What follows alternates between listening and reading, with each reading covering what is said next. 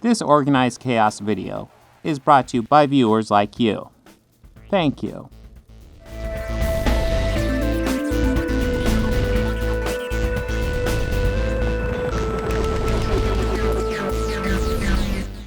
Well, we have a debate scheduled, and I think I've kept them waiting for a little bit. So, right on. Let me go ahead and add some more people to the call. What is there any specifics on the debate, or are we just going to find out? I'm going to find out. I actually don't know. So I just sent them invites, so let's see. Exciting.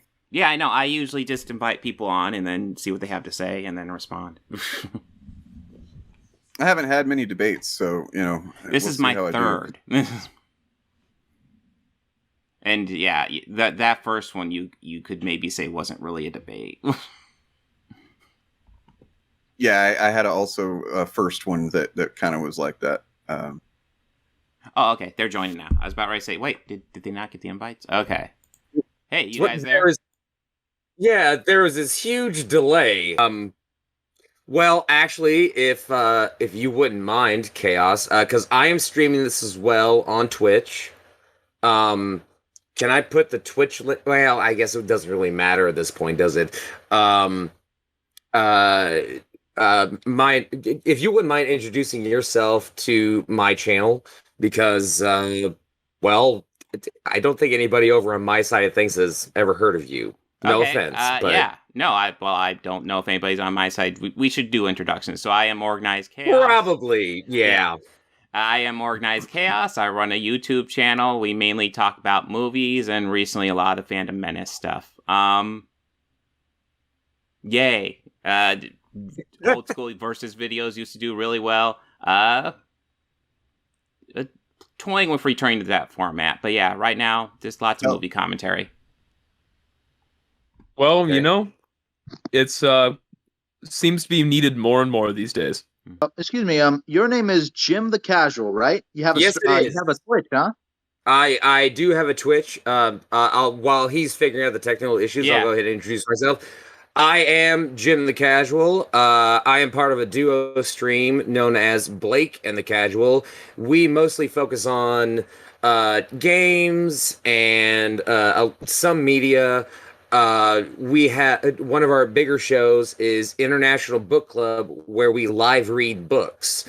And the very first time that we fired that show up, we read, I don't know if you've heard of it, Empress Teresa. Reportedly one of the worst books ever written and published. And we live read that. And we had a bunch of random people come in, like just viewers that just wanted to jump in and have fun with it. We had Crimson Rogue on for a couple of episodes. I don't know if you've heard of him. He is a book reviewer on YouTube, but we just had a lot of fun with it. And basically everything would get derailed every once in a while when we question something that was written in the book. Like, wait, this makes no fucking sense whatsoever. But mostly we stick with gaming, and we just try and have a good time and keep things chill. This is, Corvin. Allow me. Yes, good evening. Please. My name is Corin. This is my first appearance on anything, of any importance, so, super happy to be here. He thinks I'm important. Well, I watch just a lot of stuff on YouTube. I watched Rags' videos on you. I watched your videos you made. Just I'm a big promoter of critical thinking and keeping things logically consistent. That's kind of my thing. But, I'm just here to keep Jim from blowing his top, so. Whoa. Wow. So. All right, and Dane, why don't you go ahead and introduce yourself to Jim's audience? Please. Yeah, sorry about that. I was doing something here. Yeah, my name is Dane. My channel on YouTube is Actual Fandom. Basically a nobody, but I seem to piss people off. Just by as what'd you say your name was, dude? Corin? Corin. Corn? Yeah. Coren. I totally relate to the logical consistency thing, man. Like it's a big thing for me. And I see a lot of that not happening with certain YouTubers that can, portray themselves to be like some types like intellectuals or experts or something like that. And I think oftentimes they're pretty silly, misguided, and in some cases, just pretty shitty and harmful. So I make content about that, typically. Fandom Menace, Comicsgate, now the Rippaverse.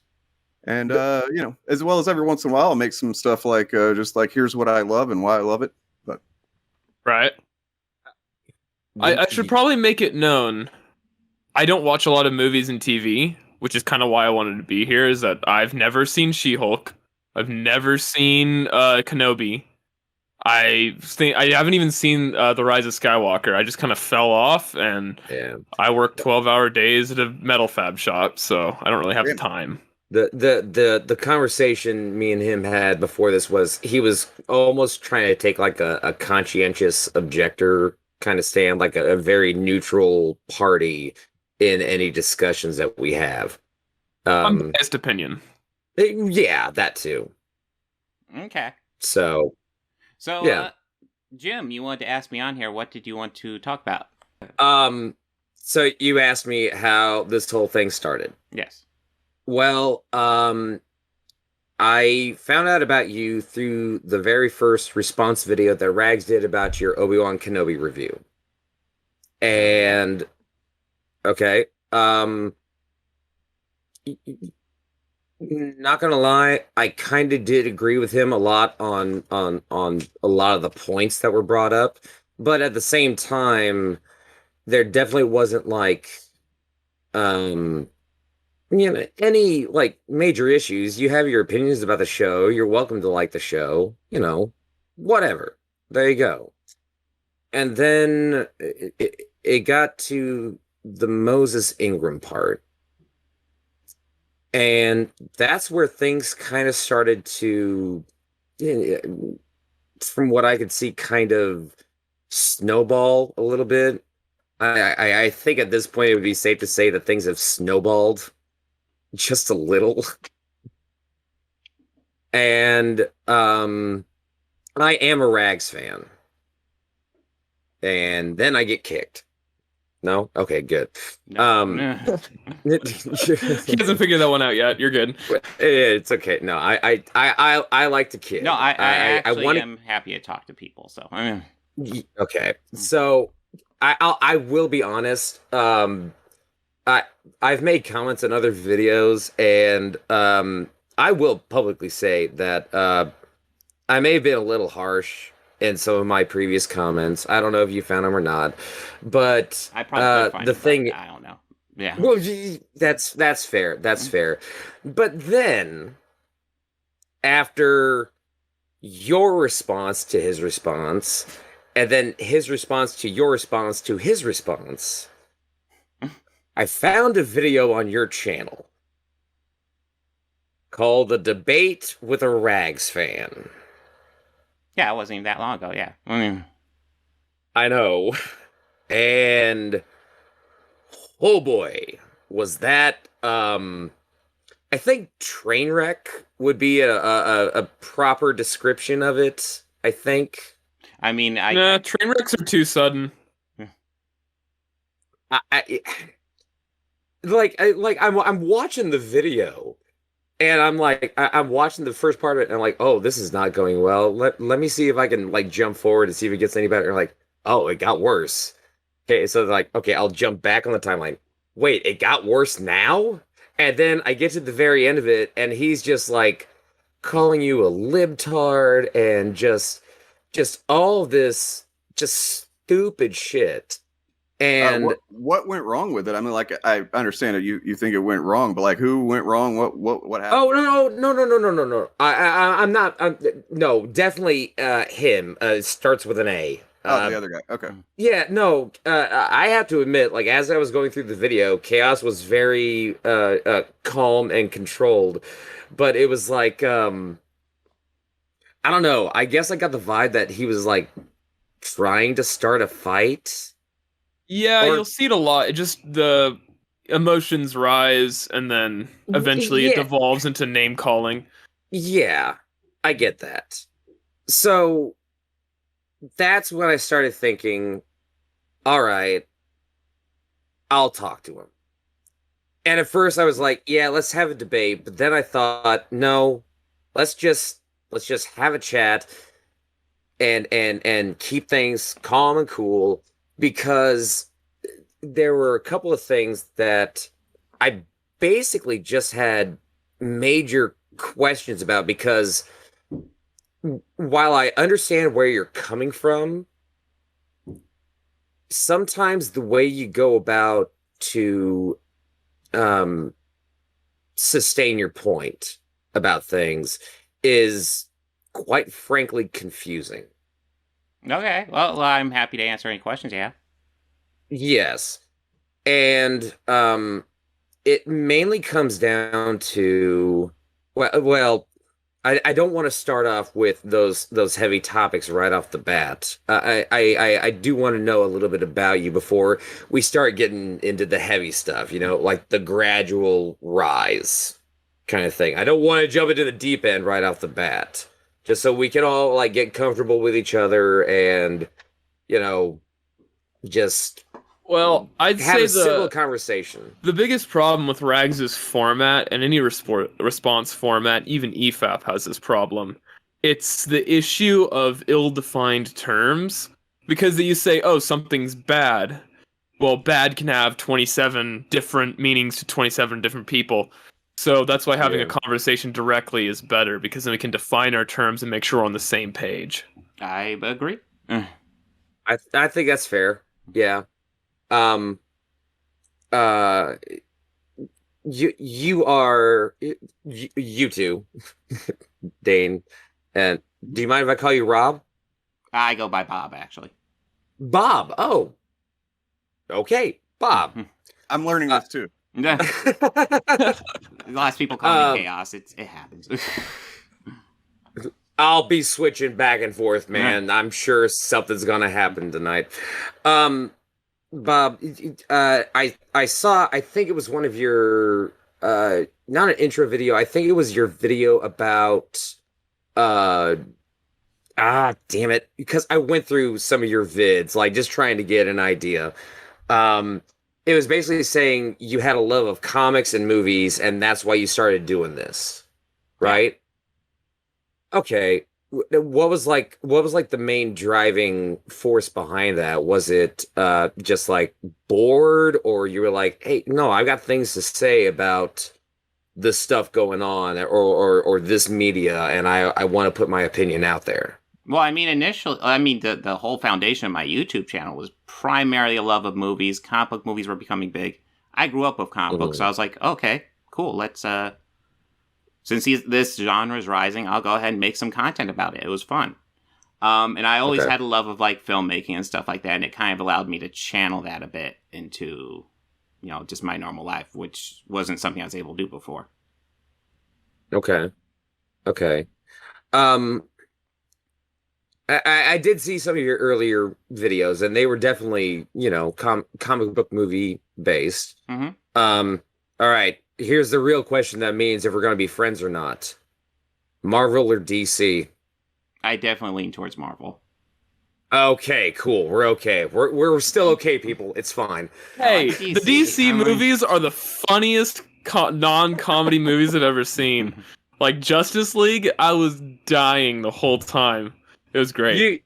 Chaos, you just see, I did it there. You just released a video about Zack Snyder's Justice League versus what was that, the theatrical release? Yeah, Justice League is what they call it. The Avengers. It was I was looking over Eric Carter's video. Eric Carter, that's it. I don't really follow directors that much unless I really enjoy their movies. Eric Carter. Wait, I know that name. Yeah, he's a YouTuber. Oh no, that's Eric Kripke. Sorry. Oh yeah, no, not Eric Kripke, not the boys guy. Sorry. Eric Carter, he's got 62,000.9 thousand subscribers and 609 videos. Jesus Christ. Oof. And his, Okay. And his first video is like his, I guess, what would you call it? The first one that's on his page that comes up and autoplays is the one I guess you did. Zack Snyder's Justice League versus Justice League. Oh, actually, that's not the one I did, but yeah, it'd be yeah. Okay, well, I'll be taking a look at that video after this.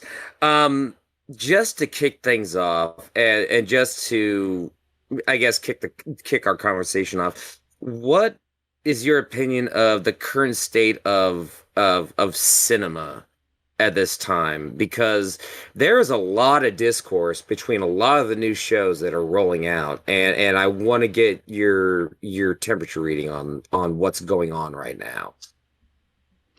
The current discourse of cinema, I would say it's about the same as it has been, with more of a focus on franchise filmmaking. Way more of a focus, at least from the major studios. Independent wise, you still have the independent films about the same. Okay. You know, the franchise filmmaking has been ups and downs pretty much. I'm not sure what exactly you're going for, because the state of cinema always changes. Well, no, I mean, like, do you think there are a lot of good films getting put out? Do you think there's some pretty bad films that are being put out, and the bad films are I'm sorry, go ahead. I was just going to say, I think the ratio of good films to bad films has been pretty consistent throughout the years. Like 50-50? And that consistency is? Oh, I don't know. I don't see every single movie. I don't know. I know there's good ones and bad ones produced every year. Yeah. Yeah, but you hear, conversations and rumors and things like that, right? Like, you can kind of gauge an opinion of what people are thinking about modern movies. Like, you did that one video on Critical Drinker where you said he modern movies suck, or I think that was the title. Mm-hmm. Yeah, I believe so. Yeah. Can you see where I think his main point was around 2016.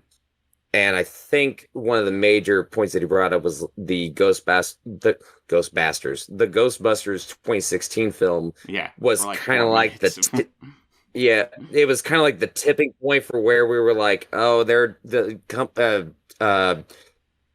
companies are just going more for like writing's taking a back seat.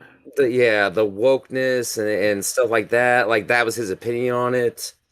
Do you agree with that? Like, the quality of films have gone down since then, or do you think they are still doing about the same as they were before? It's honestly about the same. It's not any big difference. Ghostbusters 2016 was one of these meh movies that I find a lot of people like Critical Drinker, and I don't know if Neurotic's done anything on Ghostbusters 2016. I'd be shocked. But a lot of these guys just whinge over it incessantly. Yeah. And the movie came out 6 years ago, and yeah. I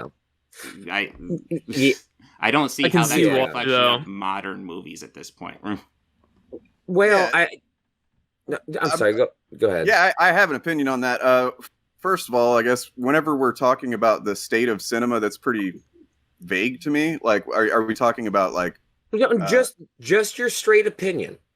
Okay. Just your straight opinion. It is very vague to me too. I pretty much agree with Bob that it's I don't think that there, I'd have to have a list of all the movies made throughout. Am I can hear you. Okay. Oh, sorry. Bad connection on my end.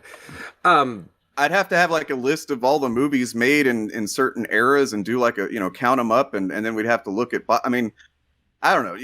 The state of cinema is really the only objective metric for any of that is box office, I believe, right? You can judge it based on what a certain group of people say is good or whatever. But what I think happened with Ghostbusters 2016 is a certain there was definitely a shift that happened with that movie, and just right out the gate, I think it sucks. I hate that fucking movie. I couldn't get through it. But I don't think the shift was in the film industry. as much as, I mean, yes, there's been a shift in the film industry, but I think that what you just described, as far as like what Drinker described, is really a shift also in YouTube film commentary, which started focusing on this word woke as, you know, something to put into the algorithm, and it goes in the algorithm, it goes into titles, and people click on it because it means whatever whoever's reading it or hearing it wants it to mean. And it's well, then we should define the term right now. That way, there's no more confusion going on. absolutely Okay. we should. What does woke mean to you? I don't think it means anything. What does it mean to you guys? Well, see, I kind of live in I have 7 sisters, so growing up, I, grew up in a very feminist household. I'm sorry. Okay.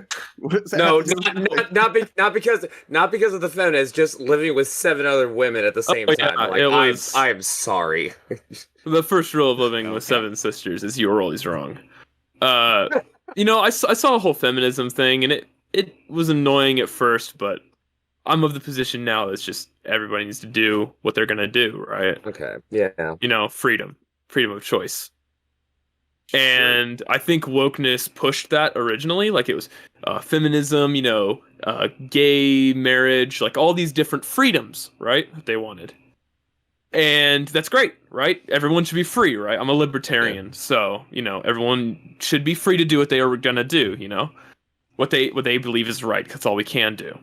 But now it's kind of shifted to the point where now it's leaning a little. It's like the pendulum is swinging. It's swung from one way where things were restricted.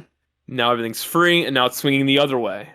Yeah, where we're speaking in really general, general nebulous terms at this point, man. Like, what does that mean? That's fair. Free, it was free, now it's swinging. Like, I need to understand, like, something I can grab onto here. Okay. If I may. Yeah. Okay.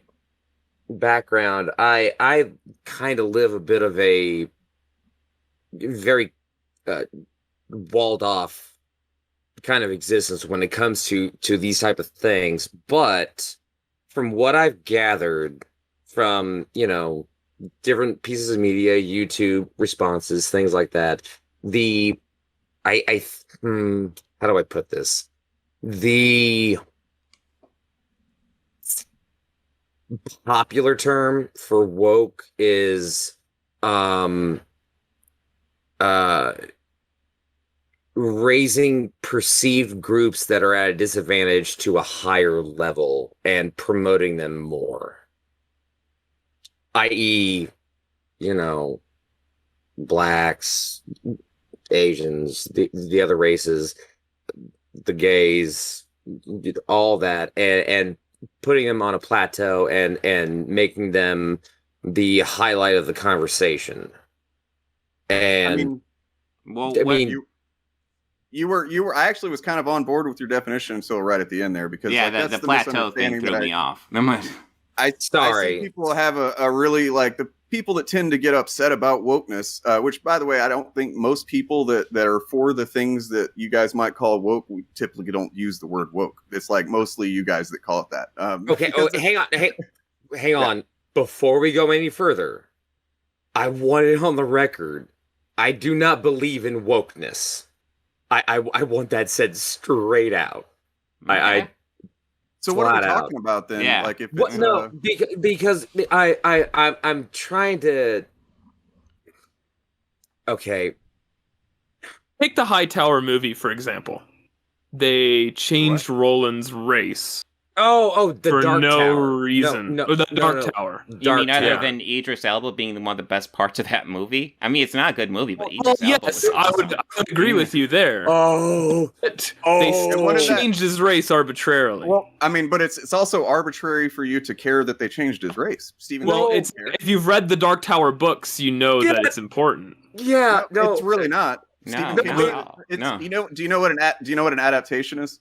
no. Yes, I know what an adaptation is. Well, that's what it was, an adaptation. So, like, it's Like, No, I guys, haven't read all the Dark Tower. I've read part of the Dark Tower, and honestly, Idris Elba nailed it. No, guys, that's not the point. Did you read the second book? Yeah, actually, the second book was the one I really liked. That was Drawing of the Third, Okay. right? Yes, it was. Yeah. Roland being white was literally a plot point for that book because of Odetta and Devon. But it Okay. wasn't a for plot the point in the adaptation. movie. That's the point. It's an adaptation. It was different. Okay, no, the Dark Tower, the Dark Tower movie pisses me off so much. I mean, no, am that- glad- I'm not gonna defend the movie. Yeah, as the it is. It's a movie piece was of weak shit. as fuck. I thought Idris Elba and Matthew McConaughey were cool in it. But the movie was because weak Idris as fuck. Elba is a genuinely really good actor. I love Idris Elba. Right. for I the would record, make the same complaint if there was a black character in a book and in an or a black gay character. Let's go all the way. And in an adaptation, they changed both of those. It'd be frustrating. Hold on. What I'm curious about is like, why would that be the thing that? Because like I did a debate recently, and a guy brought that up, and I'm like, why don't you focus on the fact that the movie sucked? Yeah, the instead of movie did suck. the changing Well, it's a race of minor the point. actors. Mm. Like that's But what we should be. We it's- should be as fans. We should be mad about that. Like not Well, like that yeah. they aren't changed the fucking race of the guy. Like, Well, that's not a huge problem, but it is what I would call woke. No. Is the Well, then why- changing a person's No, wait. whatever. If you have an but I'm actor who's like still not perfect for a seeing why role, woke is a problem. if you have an actor who's perfect for a role except for the color of their skin, should you not cast him? no, Really? hang on. Well, I Hang- mean, they're What? I'm always hearing people say that they should cast based on who the best person for the job is, not on Yeah. race. And it's like Idris yes. Elba is Okay, a big name, so- fucking awesome actor. So, and- so say you're doing a book, right? And the book Mhm. was the main character's a woman, right? And she's a gunslinger, she's super badass. And they're interviewing people for that process. And the best person for the role is Tom Cruise. Should they pick Tom Cruise for the Well- best actor, or should they pick? he is Natalie Portman? pretty feminine. Okay, that's beside the point. yeah, I mean, he is kind of a little bitch. No, No, that'd be such a weird You said it situation. to me. Though. But No, Right, but that's my point. If I was in the casting seat and I read the book and I'm like, okay, I'm adapting a book. If there's no real source material, whatever. I mean, if Idris Elba walks in, I'd hire him in a heartbeat. He's a great actor. it really has to do with like we just covered this on my channel recently with the whole Little Mermaid thing, right? Like a bunch of people got their panties in a twist because they, 40-year-old men acted like they cared that an adaptation of a movie is going to have a black Ariel and that's not accurate and all this stuff. And it's like, so people started saying, well, okay, can we have a white Black Panther then? And we made a whole video about that, addressing that specific thing. And that's no, because it's completely different because, Okay. and that may seem arbitrary to some people, but context matters. mhm. Right. Ariel's as a mermaid. Her race had nothing to do with the character. The only thing that matters is that she's a mermaid. If they would have made her a fucking deer-legged woman or something, that would have ruined it. But Yeah. with Black Panther, T'Challa and Wakanda, all of that is inherent to being the part of Africa, a fictional country that was untouched by colonialism, and with thanks to the vibranium and everything, that's the part of the story that's the foundation of the Black Right. Panther story. So like you can't just change that. There are differences. There are innate differences to characters and stories that it completely would not make sense if you changed it. So how would Roland I- not fall under that if his race plays a pivotal role in the second book? Hang Because on. they didn't Well, I'll adapt be the blunt. second It's book. been They a while adapted since I read the books. I don't remember how pivotal him being white was to it. He almost gets killed several hey, times what- by. Hang on. Oh, I'll let Jim take over. Okay. Sorry, man. He looks Hang frustrated. on. Sorry. But I will say the color of his skin played no bearing in that movie. Not in the movie. No. And that's the point I'm trying to get to, but everybody keeps jumping over each other. Mhm. Sorry. Okay, in the movie, it is, I guess in canon, it is the next cycle from the end of the book. Yeah, I think they And tried something they like that. The movie was weird. Well, that was Maybe it's a part bad of- example just because it's so fundamentally broken. Yeah, That was it's part- very broken. that was- That was part of the problem. They tried to jam in so much into a single movie when that shouldn't have been a single movie. yeah, and but it was like no. 9 minutes long too. 9 minutes. It was something like that. But no, I do not have a problem with Idris Elba playing the gunslinger. I Okay, did not then have a what were we problem even with talking it. about? I didn't bring it up. But here's the thing. When I went to go see it, I went with a couple of other friends, and we walked out of that because we had all read the book series. And we all sat down and decided if you had never read the books, you might think that that was an okay movie. Like, okay. Mhm. The action scenes kind of did most of the legwork for the whole thing, but, you know, Yeah. whatever. Yeah, no, there's But- cool moments. Yeah, cool moments. The fucking the sound, like listening for the guy when he takes the shot, that was a pretty fucking cool moment. But if you had read the books, you would have been totally pissed off because they were jumping around like a fucking grasshopper. Mhm. Like, really. Well, the biggest problem with that movie is that they tried to fit eight books, is it, into 90 minutes? No, they weren't even No. trying to fit 8 books into it. It was just a Like the slapdash first- thing. Yeah. And It was like 1 parts of 3 and like maybe a little bit of 5. It was all over the goddamn place. That thing was a fucking train wreck plot wise when compared to the books. But I think it was Corbin that brought it up, or Corin, sorry, that brought it up. Like, I don't know if that would fall under like the forced diversity category, but I will be 100% honest with you. If I am casting a movie and Idris Elba says I want a role, I'm probably gonna give him a pretty big role. Probably yeah, not but gonna what be if that all role? picky. Yeah, but Well, what we're if talking that, about 2 different instances here.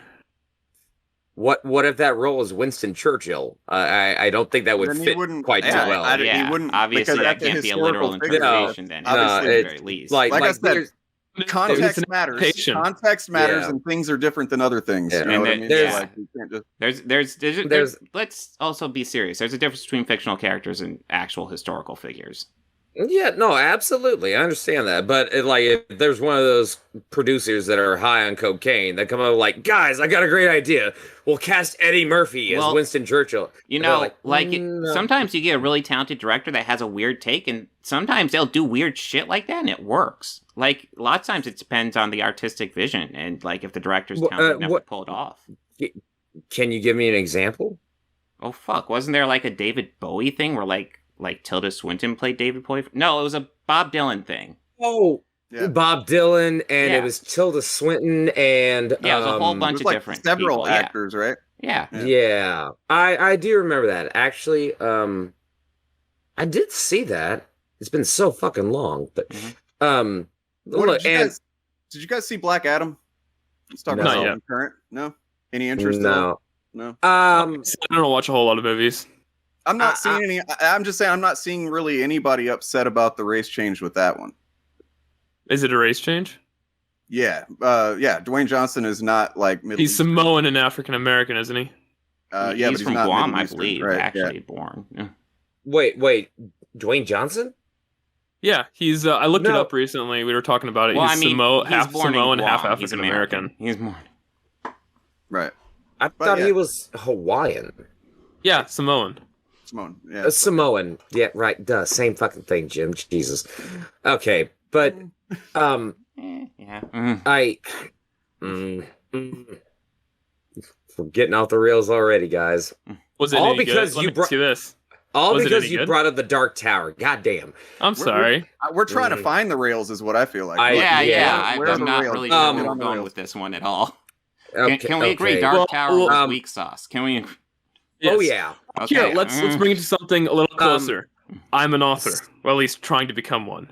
I have a character in my book who's black, and if someone made a movie adaptation and changed his race arbitrarily for whatever reason, I would be mad because it would be ruining my vision for the Okay. story. What, Is it- Vision is- for hold the on, story.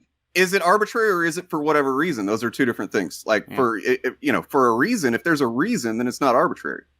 If Well, it's if arbitrary would just be if based it's- on If kinda the like your- adaptation is going to be faithful, then any reason would be arbitrary. No. Hang on. I think I know what point they're going for. is him being black critical to the character that you wrote? In this instance, yes, because his character is from a slum. So he has that angle, that point of view for the team he is in is critical, and that it sets the stage for the character development. Okay, so so only black guys are from the slums? Is that what I'm getting from that? The world is literally about to end, and that I live in an area in California that has a lot of low-income areas, and I work around this area because I'm in construction and the trades. So I talk to a lot of these people. A lot of them are really, really great people, but they always have a certain lens, worldview, right? They save really, really well, they work hard, and they're always very careful when they're in public, right? I've been around these people, and especially the bigger people, they tend to be a little more careful around other people who are smaller than them. I know guys like 6'4", big old black guys covered in tattoos, right? And if you watch the way he acts a certain way around some people who are shorter than him. It's just an interesting view, and I think that it can add a lot, especially in the realm of racial tension. Don't you think it's an interesting thing to comment on? Possibly. I mean, the issue would be there. The issue would be there that if you were selling your thing to be adapted, you would need to stipulate that in the contract. And if you didn't, then whatever they did with it is, it's on you for selling the thing without stipulating that. Right, but my point is, if someone did that, I would feel like the end story would be damaged. Okay, well, they hired an actor who's amazing. I still would be a little bit okay. Okay, I can, even if I grant you that this is your hypothetical, that's true, that's accurate, sure. But what does that have to do with like the state of cinema today and how things are bad and all this? Like, it seems like with all the movies that come out, we'd be able to talk about something more recent than 2017's Dark Tower and 2016's Ghostbusters and like in a hypothetical. I literally just wanted to get his take on current movies and how he thought about them. Can we move on? I will say, if you want my take on current movies, I mean, I think the ratio is probably about on average every year. What you're going to end up with is, as the years go by, people forget about the bad ones and remember the good ones. So you think, oh, this year was great because this and this came out. But you're forgetting all the shit that came out that year. And that's what's going to happen as we go on. Subjective too, though. In 10 years, in 2032, we're going to look at 2022. We're going to forget all the bad movies and then remember some of the good ones. That's fair.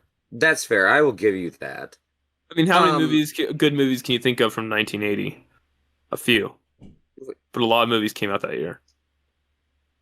I mean, Empire Strikes Back. There's a few good ones. Yeah. I can look at a list of every year of movies releases and find several great movies that probably came out that year. I just off the top of my head because my memory sucks that way. But yeah. Chaos.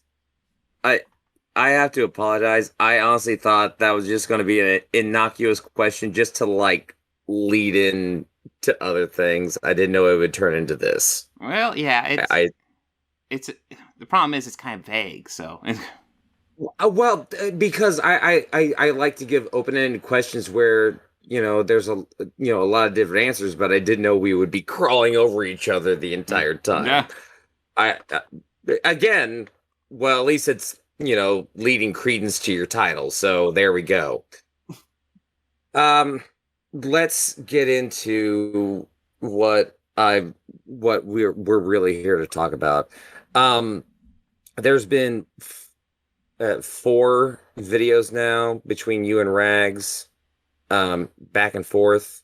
So, because there was, I don't know if I should count your Obi-Wan review. So we'll start with his first response, your response, and then his response to that one, right? Yeah. And there wasn't another one after that, right? No, I'm not doing another video. I'm not even watching that video. But I think it's also worth noting I've done 2 videos on him, probably total around an hour in length. He's done 3, totaling about 7 hours in length. Okay. Something like that, yeah. First off, when you saw the first response video, what was your gut reaction? Or were you doing a live reaction in that video? No, it wasn't. Or did you watch? I was actually initially planning to do a live reaction, but like when I did, like there was technical issues.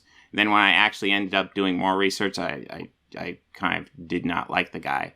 Oh yeah, that reminds me. This is neither here nor there, but he did bring up the speeding up of his clip. Did you ever figure out what happened there with that? Yeah, no, it was a 5% increase. I like I said, I was messing around. I had technical issues. I probably pulled the clip when I was trying to figure it out because he did a 2-hour response. I was trying to break it down a bit, and yeah. Okay. I want to disclose that I haven't seen any of the videos or anything that you guys are talking about. So if I don't have much to say, that's why. Okay. There you go. All right. No, it was just a random thing that got brought up, and I hear it every time I watch the clip. I'm like, yeah, that is kind of weird, but I was just curious. That's neither here nor there. I know. I see that getting brought up in the comments a lot. Yeah, it was just like the dog head turn like.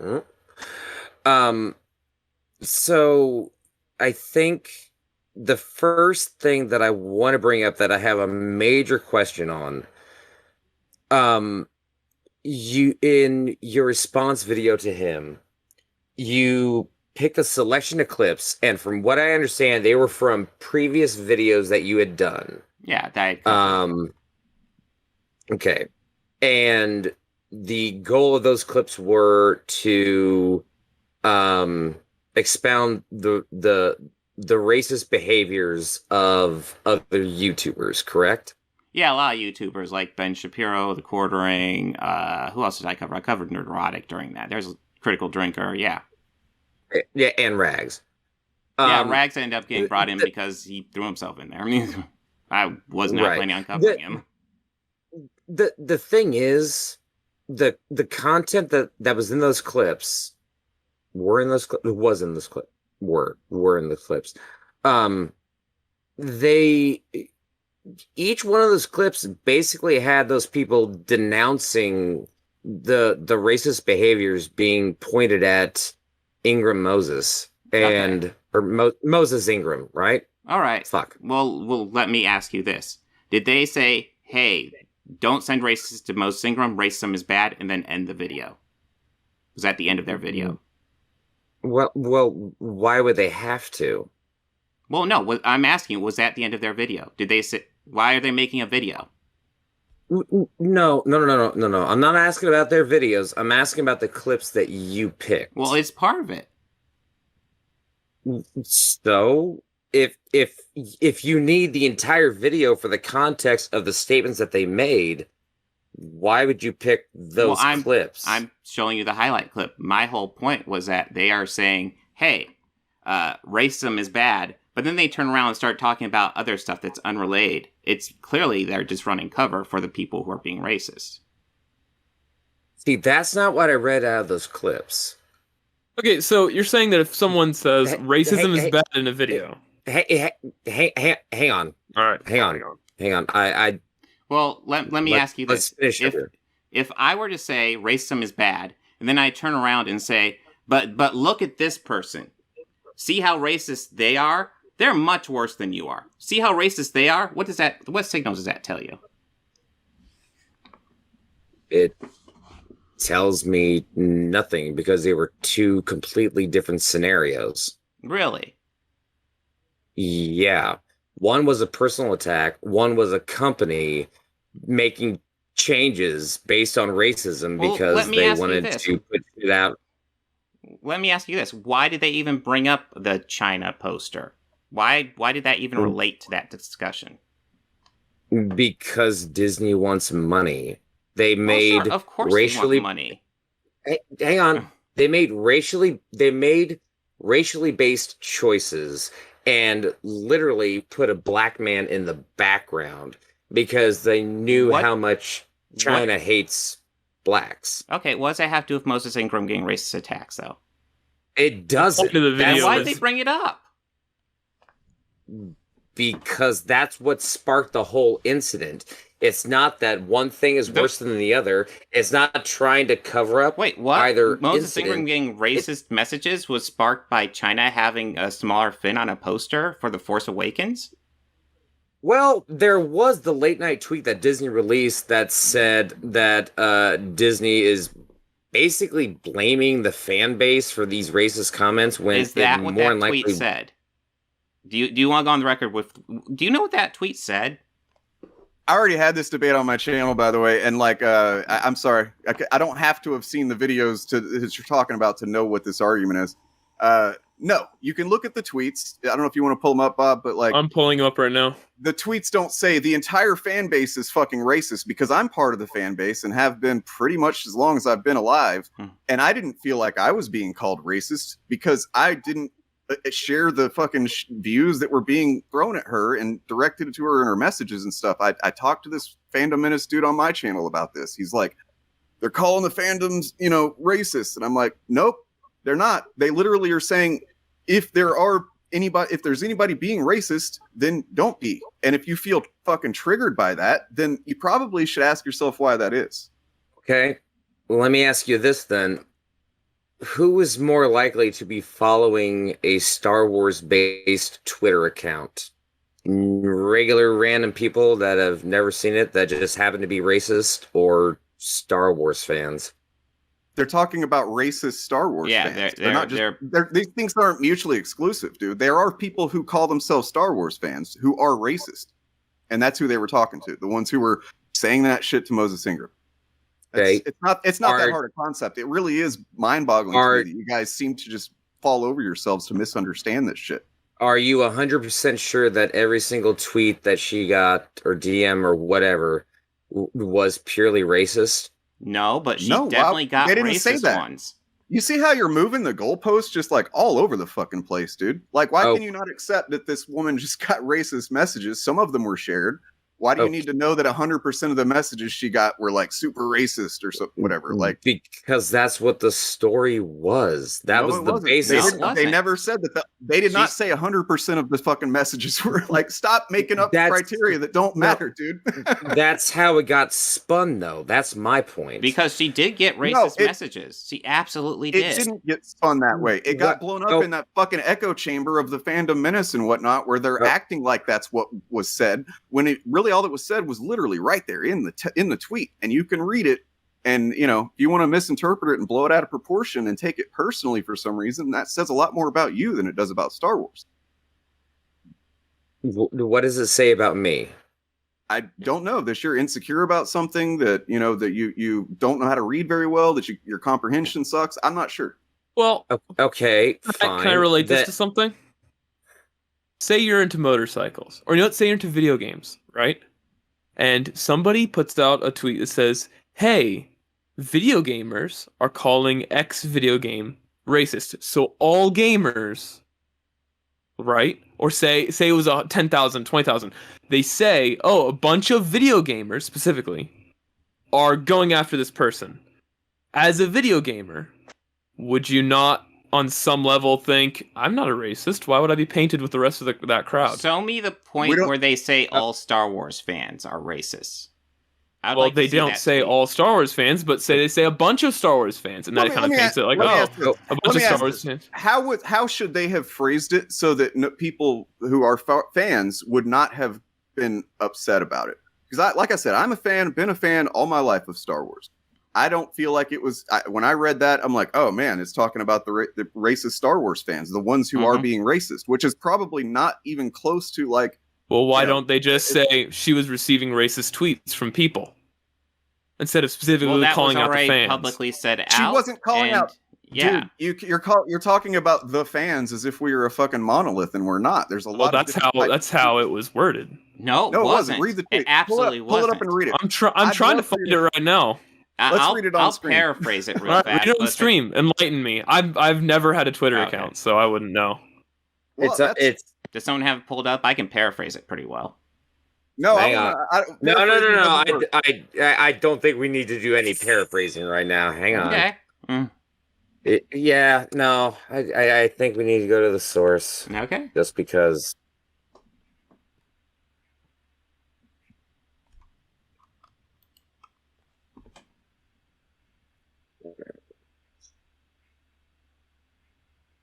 Does she still have an account up, or did she close it? It wasn't on her account. It was on the official Star Wars Twitter account. Thank you. I have it somewhere screenshot. I probably have a screenshot too. Too much files in this folder about that shit. Wait, what?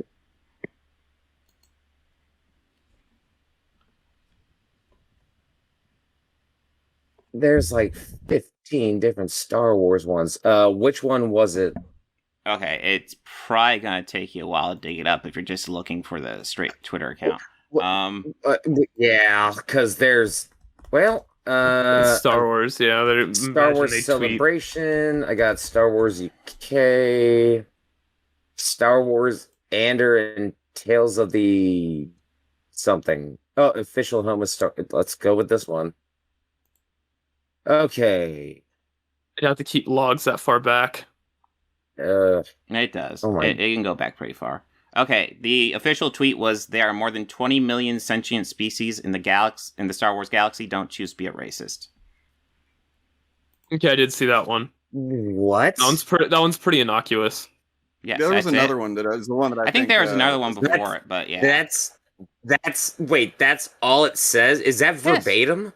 Yeah. Yeah, I saw it too. I saw it too earlier when I looked it up. And I thought that couldn't be it, because from what everyone has said, it's different. Like they were saying, no, hey, people were blown up over that one. There's another one. That's nothing statement. I have the other one here. It's let me see. I probably want to share screen so you guys don't think I'm like making it up. Oh man, I can see the reflection off your glasses. Nice. No, that's the wrong screen. Here, let me put it over here. Hey, now you put too much confidence in my eyesight. I haven't been able to see well since I last arc flashed myself. Which, by the way, Bob, both of you I'm singing look great. Eh? Let's see. All right. I'm gonna share my screen.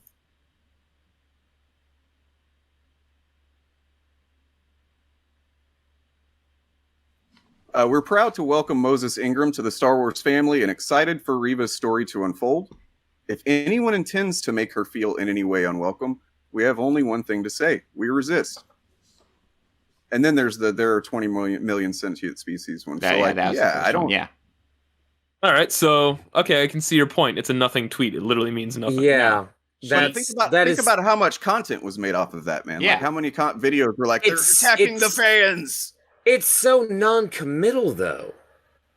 Oh, like, so, okay. Well, yeah, that excuses all the content where people lacking. Chaos, weren't you the one that said, like, if you are dealing with racist comments, you must say that racism is bad? You said that in the videos. What? Yeah, no, I might have said something like, if you're going to specifically talk about racism, especially if you have a racist fan base, it's probably good to say if racism is bad. You literally said that at the beginning of your response to Rags. Why? Do you not think racism is an issue in the country? Or in the world? I think it's a minor issue. A minor issue? Minor Really? in the way that I think I have a confidence that a lot of people, I'd say I even dare to say most people are pretty good. Yeah, no, I would agree. Most people are pretty good. But doesn't mean there's a vocal minority that's bad. Yeah, so and wouldn't it be a given that racism is bad? Shouldn't it be like, oh yeah, murder's bad when talking about a murderer? The problem is this, all right? And this is maybe this is something I can speak to based on that debate I had before as well. This guy was like, he was really upset about the idea of being called racist, and he said because racism is evil, and they're basically saying that people are evil. And I was like, hold on, man. Racism isn't just evil, right? Like, I grew up in the Deep South. I grew up with the N-word being thrown around in my home and around me pretty regularly, right? There's a lot of hatred where I'm from. And, I had some fucking bigoted views growing up. It's not evil, it's ignorance. And then if you have the opportunity to learn and do better and you choose not to, then yeah, you're being kind of a piece of shit, right? But no, it's not just that they should call out racism or that they shouldn't have to because it's just a given that racism's bad. It's that some people don't realize maybe that certain attitudes are racist and they need to be informed. It's an ongoing educational process. All right, then here's the follow-up question. if you think it's necessary to say racism is bad, and you're saying it to a racist, why do you think that would actually change their mind? It probably wouldn't, but it is good to let them know they're not welcome. Yeah. So they can walk away and they would still be a racist.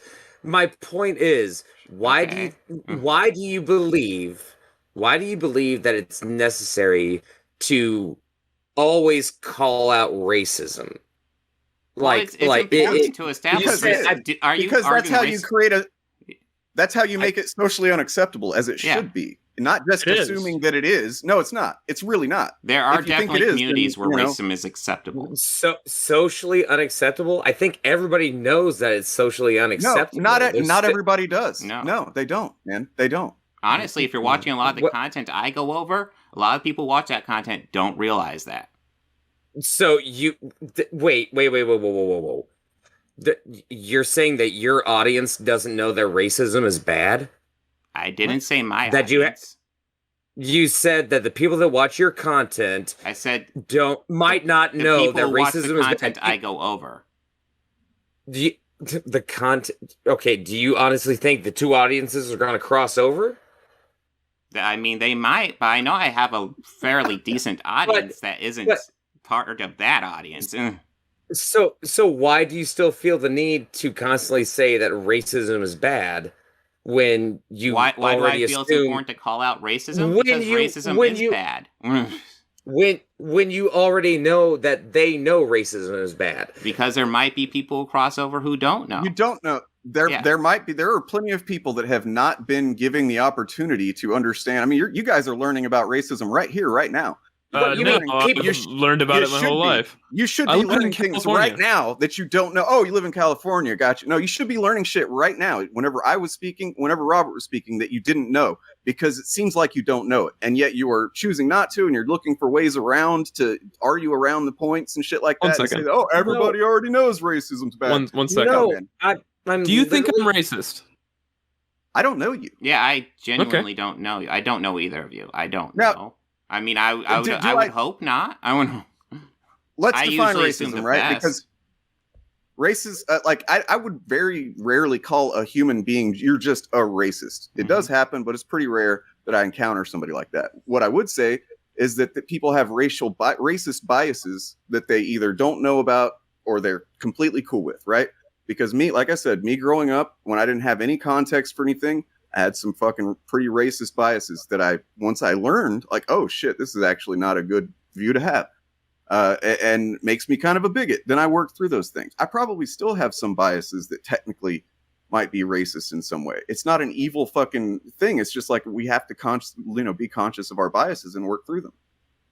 And so the fact that you guys get so, oh, they called me a racist, as if it's like you're a sinner and you're going to hell forever or something. No, it's like saying racism, this is racist, don't do this, is like saying, hey, maybe get this shit in check, examine why you think this is okay to say, or why, your attitude is this way or whatever. And that's all it should be. Like, I mean, are you fine with me calling you a murderer? Said no evidence, just you're a murderer. Well, I don't. And I just say this all the time. Evidence. Did you not hear what I just said, man? Well, no, but what you're saying is you shouldn't take it personally, right? And you should try to work and learn through it, right? No. Listen, things are different than other things, dude. Like I just said, that racism is a system of biases and beliefs, not one single action, and therefore you are that thing for the rest of your life, like murder is. Like they're just completely different things, man. I know that you want to equate them because it's easier for you, but like really think about what I'm saying. Watch this back whenever it's done. All right, I'm thinking about it. So, like, what would you guys define racism as, though? I am kind of interested. I've got the definition up right now. I can read it out. Why does it always become I'm asking what, like, if someone pulled you over on the street and asked you what racism is, what would you tell them? I'd say it's the belief that any one race is superior to any others. Well, I mean, technically, sure. Jim, do you have like if someone pulled you over on the street and asked you what racism is, what would you tell them? The mentality that there are inherent qualities of a race that make them inferior to another race or inherent qualities that make them superior to another race. Okay, I mean, these are all technically correct. This is kind of superficial. I would actually define racism as those things, but also as a pattern of behavior. Doesn't mean there's anything, like, wrong with you or anything. But, like, if you constantly... Wait, whoa. No, let him finish. Let him finish. Stop. Okay, right. Sorry. Essentially, like, you could, in your mind, you could be like, oh yeah, all people are created equal. But if you are constantly, like, doing, like, racist jokes, finding excuses to find issues with races in different contexts, even if in your mind you think all races are equal, you're acting pretty racist. Hold on. Wait a minute. You're telling me if I make a black joke, that's racist? If you do it consistently and often, it's a pattern behavior. Occasionally, if you want to do, like, if I don't think I've ever really done a racist joke, but like, if you're just with a tight group of friends and you just do a random racist joke, I don't really give a flying fuck. But all right, we'll go anecdotal, motherfucker. All right, but if you do it often, frequently, then that's an issue. Okay, literally this morning, I was talking with a black man and a Hispanic at my work. I was talking to them about this discussion tonight. I had talked to we will call the black man, let's call him Jake, and we shall call the Hispanic Craig. So, talking to Jake about this, I asked him, you know, how much racism do you run into every day? And he was like, how much racism do you actually deal with? That was the wording that I used. And he goes, every day. I'm like, wow, okay. And he started telling me about how he grew up and, you know, dealing with, you know, racist people, things like that. But then he was like, but he knew that they came from a place of ignorance, and that you should judge people for their actions. Yeah, absolutely. And then he pointed over to Craig, and he goes, I'm sure that he gets it all the time because, you know, they've got one house and they got, you know, 5 different families with 5 different names in it. And Craig just looks over at me and he goes, you know what? We only got 2.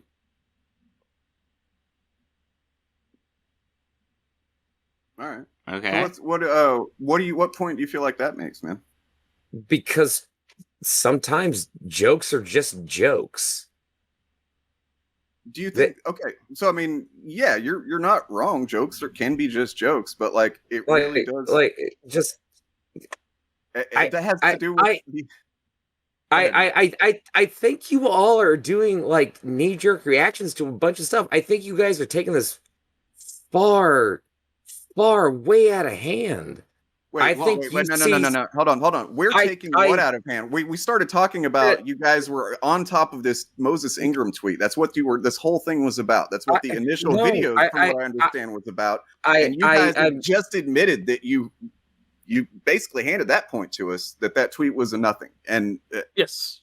So like, and I would also, for the record, put on there that any messages Moses Ingram, whoever the actor is, that the tweets she got, the racist tweets, I'm sure there were a lot, right? Sure. That is wrong. She should not have gotten that. Okay. Yes. So why isn't that just the end of your statement though? Because I feel like there's got to be another part that comes after that. When most people are just like, yeah, she shouldn't get those. That's fucked up. And then there's this certain segment of fans who, I'm not going to call them racist. I'm just going to say it's real fucking weird that that's the hill they're choosing to die on. We're like, oh yeah, can't even criticize her or you're racist. Like they didn't say that. Nobody said you couldn't think she sucks or whatever. But like that's not what they were saying. That has been suggested that was like what Disney was trying to do with that tweet, right? Suggested by who? The content creators who? You No, follow? no. Like by the guys that you fucking hate, neurotic and The drinker content and all that. creators that you follow. Yeah. Yeah. Yeah, it's basically like suggested that they okay. Now I'm starting to understand the way you cut that up. All right.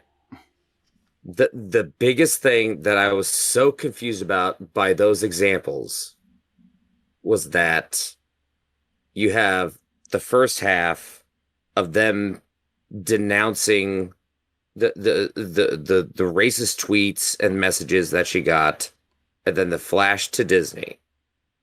Mm-hmm. Okay. Flash to Disney? No, because he put it in a white flash, literally. Yeah, no, it was just to make it clear I put a cut there. Oh, sorry. Video. It wasn't a cut. I was a video editor. That was a white flash. Okay, at least yeah, for it a was couple a of cut them. Not and all effect. of them. A kind of Just to make it clear. Yeah. I could have just done a jump cut so you won't even know I cut it together, but I was trying to be honest. I would have put in a dissolve, not a white flash, but that's just me. Semantics. Semantics. Yeah, I know. Again, I want to get back to the friendly it does part. seem familiar. Rags made the exact same complaint, but well, I really don't like white flashes either. Totally different story. This guy watches YouTube on dark mode, I guarantee you. I do. Anyway. Okay. So the way you cut up those examples was the focusing on the Disney being racist is supposed to prove that we see, because the way you worded it, and I can pull up the clip, I think, was that these were examples of these people being racist, neurotic and all of them. They are being racist by diverting the view over to Disney. Is that how I'm understanding it? Well, let me make it clear. Like, let's say Neurotic, Ben Shapiro, all these guys, they made a video saying, hey, Moses Ingram got really bad racist tweets. And here's Ewan McGregor talking about it. And this was really bad. And we denounced racism. And then they add the video. Guess what? I have nothing to cover. I agree with that 100%. What they did was they add on, Disney did racism in China in 2018 and 2015. And, and then I think there was also the Mulan end credits. Yeah, cringe stuff. Has nothing to do with the Moses Ingram situation. So why are they bringing it up? Was the one with, because Disney racist. But why are they bringing it up in that context? Why don't they just do a whole separate video talking about that? So would you have not called them racist if they had stopped the video right after talking about the Moses Ingram situation, and then made another video about Disney? Would that have cleared them of racism? Well, they probably would have had other stuff, but in that specific context, yeah. All right, so best faith interpretation of that is editing mistake. Editing mistake? No, they made them racist. They all did that. The fact they all did that? No, they're trying to distract from the racist messages she got because they know the people who sent the racist messages are in their fan base. Yeah, but even Drinker, like the clip that you showed of him, was saying it was messages that she never should have gotten. And I don't even think he brought up Disney in his clip. I don't think. This is from a while ago. I don't remember, but Drinker has plenty of cringe stuff on his channel.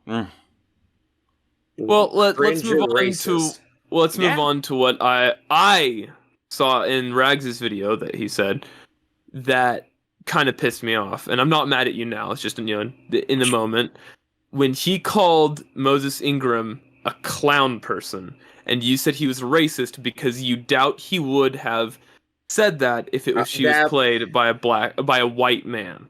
That was going to be the next topic, but hang on. Let me. I've got the clip ready to go over here, and let me deal with my OBS because I know you deal with that problem on several occasions as well because it's a pain in the ass. Oh, come on now. Not that one. Because of course.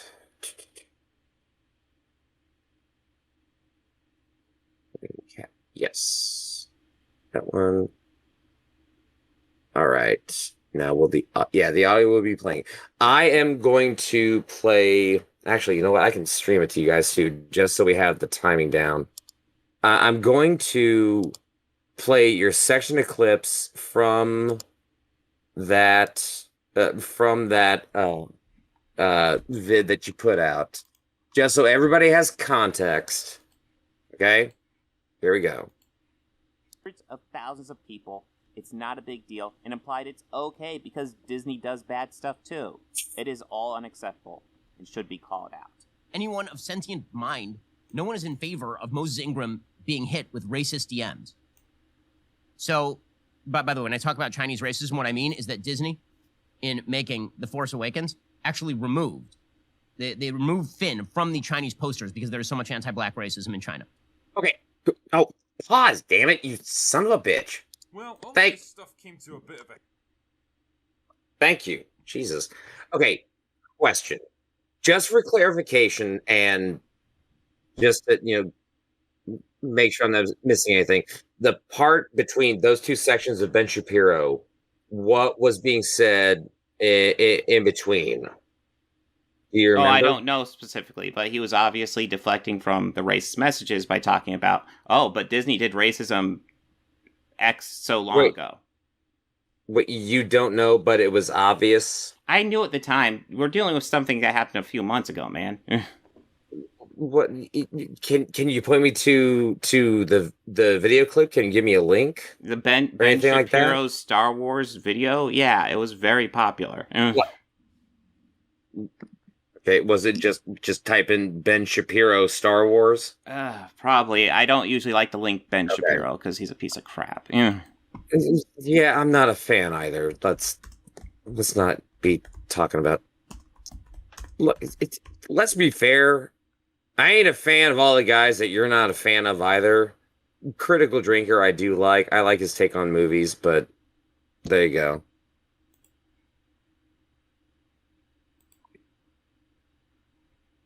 Hollywood is now, they've come up. Also, he looks like a neutered Vulcan. One way of putting it. Huh.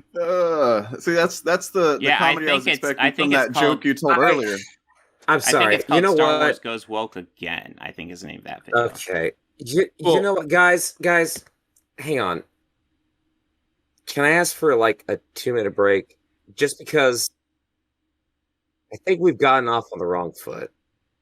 Okay. Honestly, I did not want it to get this way, I didn't want it to get to this.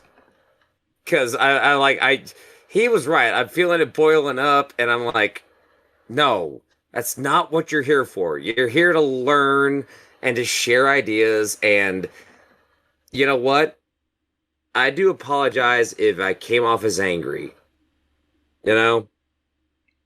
I want to keep things fine, but I mean, well, I feel angry. Let me put it that way. So, I mean, what is there anything that we can do, man, to communicate better? It's like neither one of us have really debated much, so like it's just Yeah, this is literally my third debate. So literally, let me put it this way. I am used to conversations where a subject gets brought up and then it gradually evolves. We went from 0 to 60 in 0.5 seconds. I'll admit that was my fault for bringing up the Dark Tower. At least, I didn't mean to throw us in the ring right off the bat. I'll take responsibility as well. I like to just get directly to the point of things, and because I don't know the videos you guys are talking about, all I can do is just get to the general arguments that I recognized from my previous debate. But I mean, man, I don't know if you want to take a break. I just need to go take a piss. I'll be right back. Meanwhile, I'm going to completely scar my audience with a picture of Ben Shapiro, so I'll be right back. Why? Oh, man. All right. Well, I'll keep you guys entertained for a little bit. You guys want to see me do a backflip? I'm not very good. Do you have enough room in there, man? Looks kind of. No, I don't. Okay. Yeah, And I went can't do a ahead. backflip. I took down Ben Shapiro. We are not watching that. Well, I would say in that clip, you said, I honestly think it's just a bad faith read that I'm getting. Because I'm generally A bad kind of faith from Ben optimistic. Shapiro or myself? Well, the way you said it was like, oh, they should denounce it instead of talking about someone else's racism. Well, In the clip, you implied that them deflecting was like, oh, hey, see, we're not racist. Now let me tell you why this is okay, while they talk about, or this is your read of them. Obviously, I'm not saying you think that's okay. but that's so it's like, obviously what the implication. should- They're implying, oh, Disney is so much worse, so it's okay to be racist against them. That's their implication. No, that's not what they're saying at all. The Then read what I is- got was, this is bad, and this is also bad.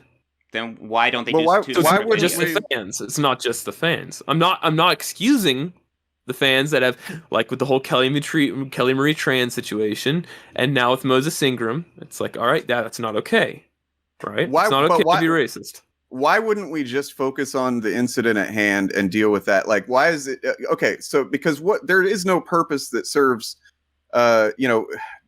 to go, hey, Okay. some fans are being racist, and then fans, a few fans are like, well, what about this time several years ago that they made Finn smaller on the poster in China?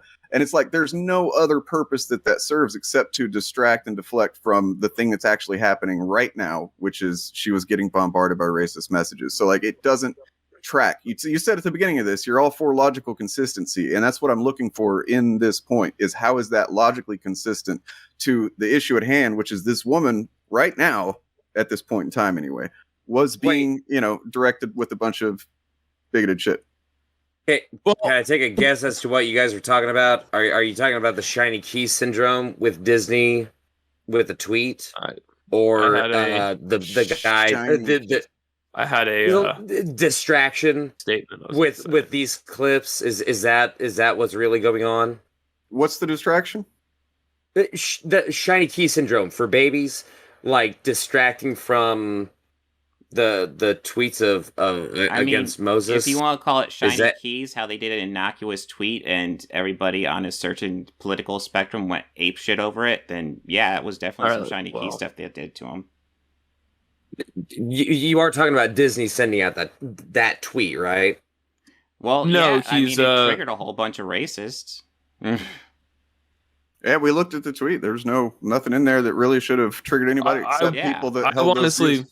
honestly would have just been annoyed. I've been like, oh, another corporate just saying that's the corporate thing, stuff it's a just to corporate cover their tweet. back. But Let me yeah, th- exactly. let I me wouldn't throw read up a- that much into it. Let me throw up a hypothetical. Let's say you run a business, and let's say I in do your run a bus- business, yes. Okay, let's say one of your employees is let's just say they're black, and that All right. employee gets a whole bunch of racist, whatever racist. People are just racist to him. They're disgusting to him. Well, Do you think it would It's be online. appropriate It was for you to entirely- be silent and say, "Oh, that's fine"? no, hang on. Okay. Well, hey, can I answer the question that was posed to me real quick? Just because he posed this question and it would be rude for me not to answer.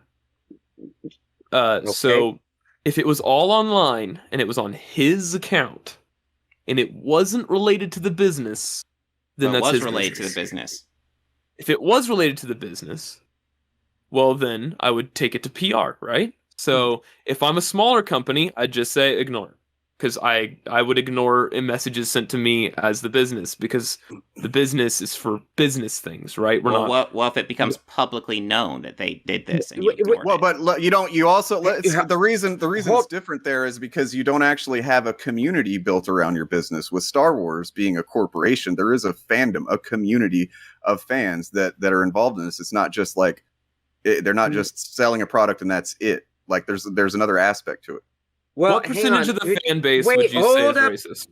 Hold I up. don't know, man. That's an arbitrary question. Yeah. Give me a what is your opinion? I don't have one. I really don't. I'd need data. I would need to actually. I can't just pull that out of my ass. Guys, hey, Even if it's 5%, I want my fandom to be less racist than 5%. Even if it's 2%, I want it to be less racist than 2%. Yeah, Hey, Jim. Let's Jim. yeah, we're kind of forgetting one detail about this whole scenario. Was there an inciting incident for why he got the racist tweets? Was it his fault or was it the company's fault? First of all, Whoa, dude! In First this of all, scenario, Moses Ingram is a woman. Yikes! no, Yikes. no, I'm not No, talking about it's- Moses. I'm not so talking wait, about Moses who are we Ingram. on I'm now? talking about this. He's this talking about the hypothetical guy, and he's Yeah. you're insinuating that there's something that a guy. You're insinuating there's something Okay. this guy could do that would warrant Yeah. getting racist tweets sent at him. Is that what you're saying? I want to know. No. I'm not saying there was an inciting incident that got the racist Okay, tweets. I want to know Yeah. what the incident was. Okay, like let's say was it his what- fault? Was Okay. Why Why was would it guys, be his fault guys. that racists sent him racist tweets, man? Okay, but hold on. Let's did just he say. call? Did he on, call a hold white? on. Did he call a white child? Okay. The The inciting incident is simply that he was made the public relations head of your company. Dude, that's just such an absurd thing to say. That, like, dude, are you That was okay it. right now, Jim? Like, do we need to do this another day when you're like in a better state of mind or something? Because No, it feels a little irresponsible to let you kind of do this to yourself on stream right now. How about, because I've been trying to talk for the past hour and a half and everybody just keeps rolling over me, and I thought this was just, never mind. This got out of hand so fast. My point is, in this scenario that you brought up, was there an inciting incident, and was it the guy's fault? I just told you the inciting incident was that he was made the public head of the company. He's the guy they talked to. And then he got racist messages because of that. Okay. That is completely and utterly uncalled for. Now, So if do you he think the did company should say, hey, don't do that? Well, what I would say is I would tweet as the main company, as the head, I would say, I appointed this gal, say it's a gal. I appointed this gal. I have full confidence in her ability. You know, I give her the thumbs up, right? I appointed her. Yeah. She's in a good spot. I think she'll do it. I think she'll do a great job. So, right? So you want, like, if they're getting specifically racist attacks, you want to say, guys, hey, we don't want racist essentially here. What if they just got a tweet that said, "You're an asshole"? Well, that's Is different. that- That's is- not racist. Yeah. That's not that's racism. different. Yeah. Okay, but was it racially motivated? I mean, potentially, but there's no way to tell that. Right. Okay, so then the inciting incident was that he was just promoted up there. He got racist tweets.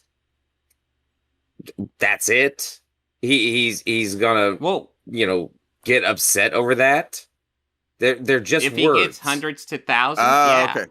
that can get pretty Do you see how intimidating, dude. Jim, you have moved the fucking goalposts so much, dude. Like it's just a never-ending goalpost shift to like, well, okay, maybe it's racist, but maybe he shouldn't get his feelings hurt. Like, dude, come on. At some point, you have to have a standard. You know what I mean? You have to have some ethics, right? Like, it doesn't matter if you think his feelings shouldn't be hurt, right? You have to have a standards when it comes to emotions. Yeah. Dude, they're a part okay. of the human experience. Yeah. Emotions are a thing. They're not something to be dismissed just because, you can't. You know what I mean?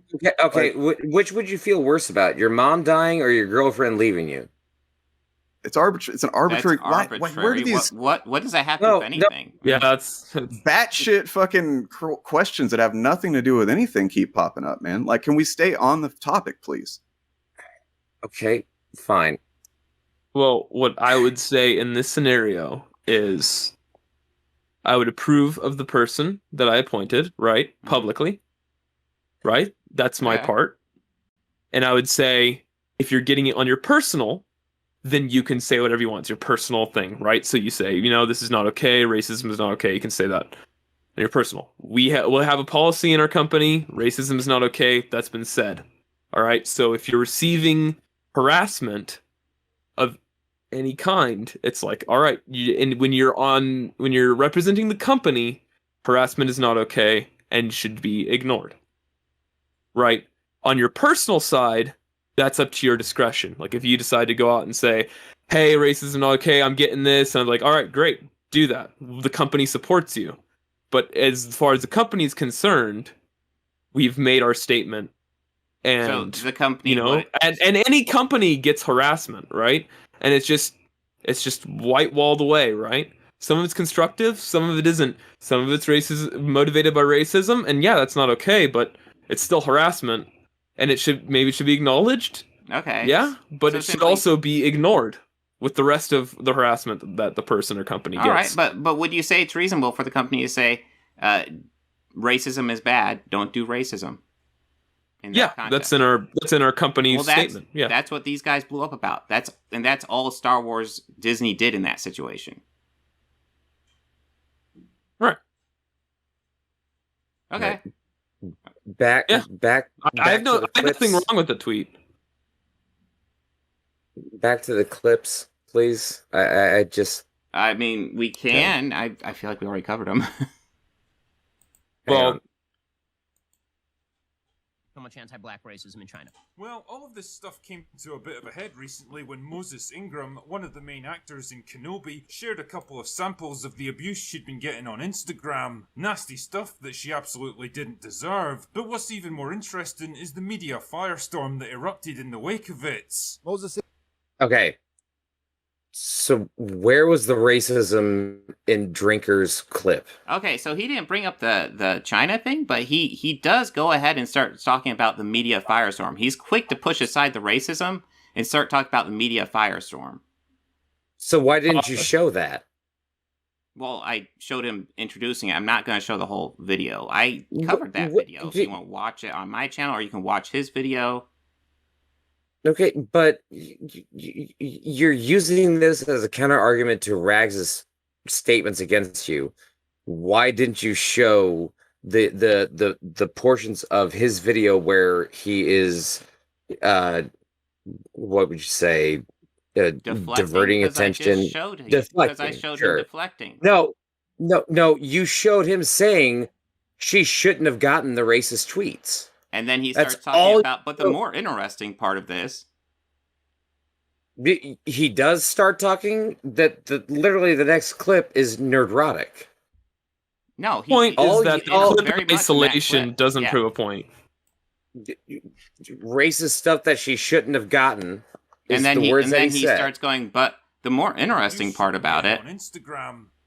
Nasty stuff that she absolutely didn't deserve. But what's even more interesting is the So he should have. So what you're saying is he should have stopped the video right there and then made a different video on the social media firestorm. potentially. Well, I don't even know why he's bringing it up, just to be like, and then shove it off Topic. to his side. No, the only context I have for this is that she got racist tweets, she shouldn't have gotten them, and it caused a media firestorm. There is no deflection. That is simply just causality. Well, I mean, Okay. look, what is a media firestorm compared to any other topic that becomes a big deal? Whether it's in, let's say one of let's say an actor in the Star Wars had gotten in an accident and died. Thankfully, that hasn't happened. But let's say it happened. That would be a meteor firestorm. Firestorm is a loaded word that people use when they want you to think about whatever's happening in the news as being overblown, over dramatic. It's like, why are they making such a big deal out of this? The word firestorm or whatever, it's just loaded, man. And that's kind of the problem, is that glossing over and just dismissing that, oh yeah, this shouldn't have been said to her, or whatever, and then going on about a media firestorm.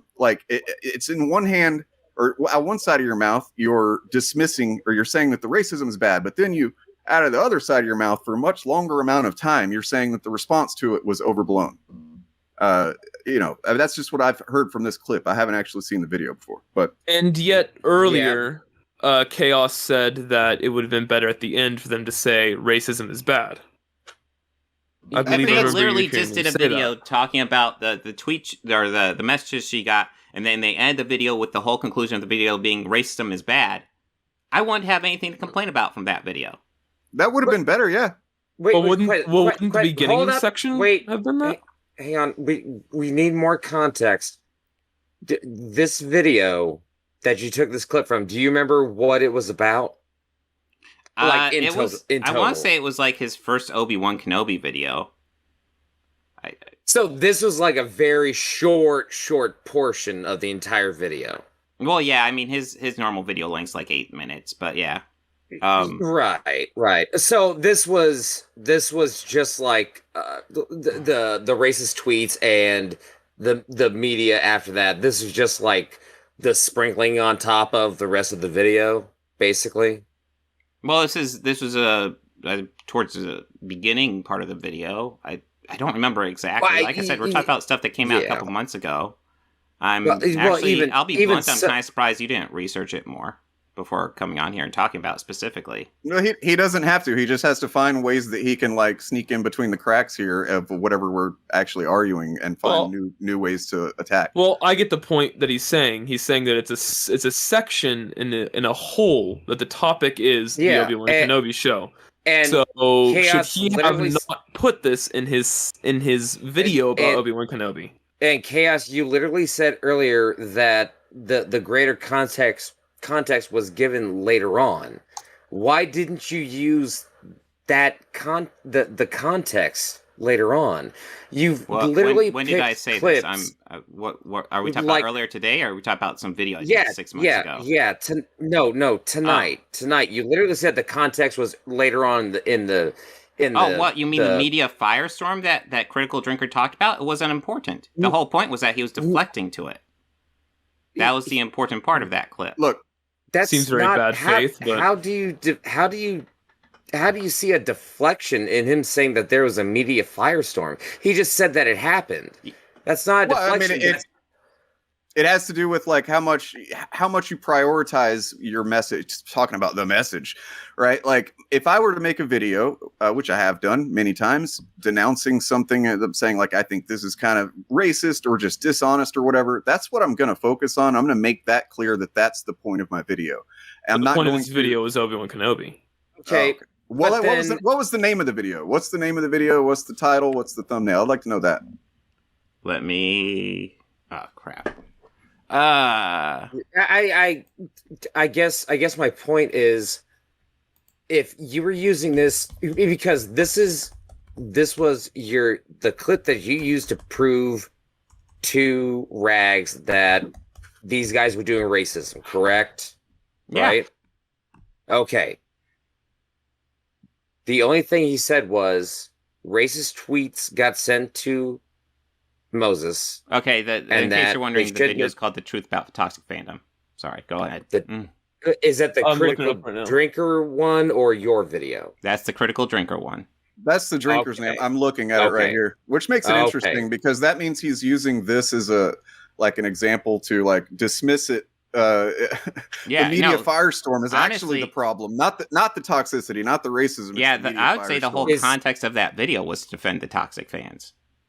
Okay, that's the rest of the video? Pretty much, that's the whole. That's then. Did you do a video on this drinker video? Yes, you did. Man. Yep. You put out so much content, which by the way, props to you. Like seriously. There's a shit ton of videos on your channel. Can I ask you guys? I want to know. I have a real question, and I'd like to know the answer because like this is what keeps coming up after talking to you guys, especially Jim, you for like all this time. Is like, is there a way that would be acceptable to say that I think that this type of content or this type of language or this message has some racist tones to it? Is there a way that could be done that wouldn't be just like picked apart? Is there a way that like that Star Wars could have said, hey, we don't want racism slung at our cast that wouldn't have gotten that kind of backlash? Is there any way whatsoever? Like, can you explain what that would be? Like, what is because you've got all these reasons why it's not okay. So every time something is brought up, you're like, you'd make too much content or whatever. And it's like, what's the acceptable means? Whoa. Hold up. I didn't say he made too much content. I said he makes a lot of content, and I was impressed by it. He uploads there's an implication, but we can look past. Wait, it. I don't want to get caught up on it. Well, we can talk about the implication you made about Rags making 7 hours of content, but we're not going to. Wait. Yeah, and he made 7 hours of content, and he's not willing to come on and discuss it with me. Yeah. Wait. Okay, against Rags, not me. Because the way it was worded, it sounded like you were saying I was making an implication about him or about Chaos making content. I was using it as the most recent example of the ways that you're like whatever he says, whatever I say, you pivot, and now the goalpost is this thing. Or like he's made too much content instead of addressing the fact that he made a video. No. Instead, you asked him if he had made a video about this video, and he said yes. And then that's when you say, "Oh, well, you make so much content." Rather than, he answered the question satisfactorily. It's just it didn't serve your needs, so you moved on. That's not what I said. I said, by the way, you make so much content. I am actually impressed by it. I would be happy to move on. I mean, that's literally what I said. Well, I didn't hear you get that far. Maybe I cut out. Yeah, or maybe... No. That was not a complaint. That was not a critique. I am genuinely impressed by how much content Chaos puts out. That just flat out. It almost seems like you put out like 5 videos in the past 2 days. I'm not even sure, but you put out a lot of content. Well, now I just do clips from the stream because I enjoy streaming. Yeah, it's easier. Yeah, and yeah, you know what? Good on you. Yeah, no, that was not an insult. I did not. If you heard it that way, that is not what I meant. No, I didn't think you meant it as an insult. I think you meant it as a way to avoid the fact that he answered the question that you asked, and you just, I don't know, couldn't do what you wanted with that answer, I guess. No, it's just a random thought that popped in my head. That's it. All right. Yeah. And to answer your question, Dane, I don't have a problem with the tweet that they put out. After seeing it, it's like, yeah, it's fine. This is a corporate PR. Every company has to do it when they get to a certain size. Like, I got nothing wrong with that. Okay, so back on topic. This clip of Drinker, maybe there could have been a better example that he could have used, because I mean, maybe, but my whole point was that he was deflecting, and the clip shows him deflecting. Well, I would say after seeing the premise of the video is not about the racism that she received. The video is about the toxic fandom, which is part of an umbrella term. Which is an umbrella term for that fits under it. This example definitely fits under it. Among many other examples, basically, you just have to look at a lot of these channels, Nerdrotic Geeks and Gamers, and to a lesser degree, a little bit more of a pseudo-intellectual degree, Critical Drinkers videos. And you'll see these examples over and over again. I would say he threw the clip in of her issue, her getting... Well, I shouldn't say it like that. Her getting racist tweets. He threw that clip in there to say, hey, this is not a good thing. I wouldn't call it a deflection. If his wider topic wasn't her situation... it was something else, then I would say, how is that not him denouncing racism? If that was the point of putting that clip in there, why didn't he cut it off after he said that it was horrible and it shouldn't have happened? Instead, he left in the part where he dismissed the media firestorm as essentially that's dismissing the whole the thing in general. Like it's downplaying the racist shit that she got. No. You gotta listen to the actual sentence. He says she got a bunch of racist tweets that she shouldn't have gotten, and then there was a media firestorm after that. So he said, but the more interesting thing was the media firestorm after it, which I think is the more interesting. It was a transitionary statement to move on. I personally would have hard cut and moved on to the next topic.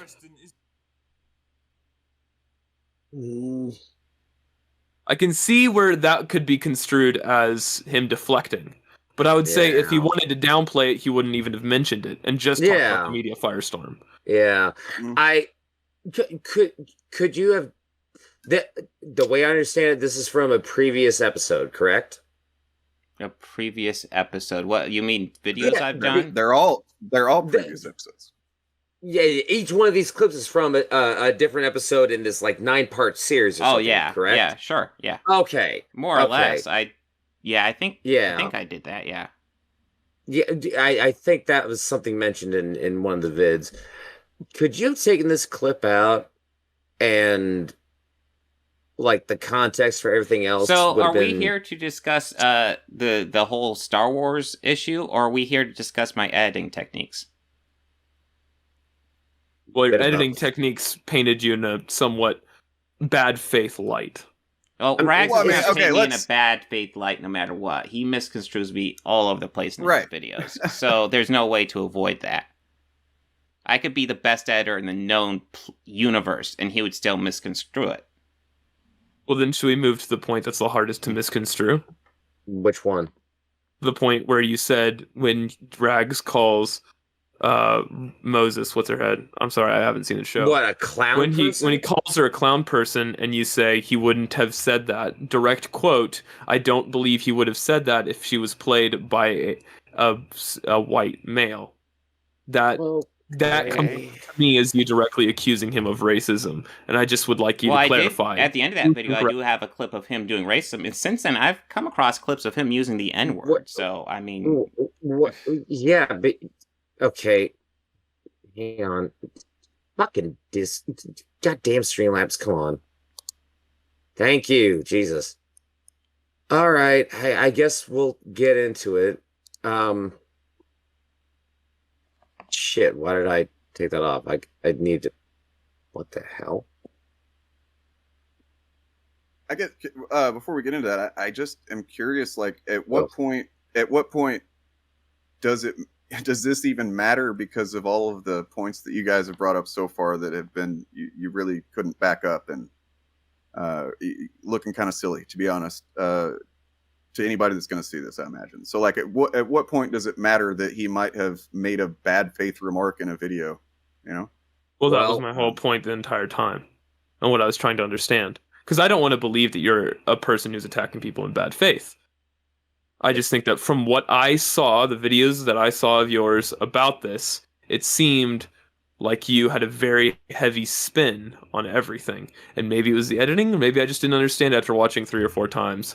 But it just seemed that you had a very, Well, I mean, There- a very negative guys- outlook on these people. Wait, My point is, you guys started off with the whole negative spin about that tweet, and we thoroughly fucking destroyed that, and you even agreed with this. So, like, Yes. at this point, like, people make bad arguments sometimes. And I haven't even seen this, so I'm not saying he did. I'm just saying that, like, So if you haven't seen it, then why are you like saying that we are? Well, I think making the these point can be made that arguments and- even if I make one bad argument, which I'm not even confident I would call this a bad argument, but maybe I make one bad argument. Cool. Okay. What does that prove? I make Okay, 1,000 good arguments and one bad one. What does that prove?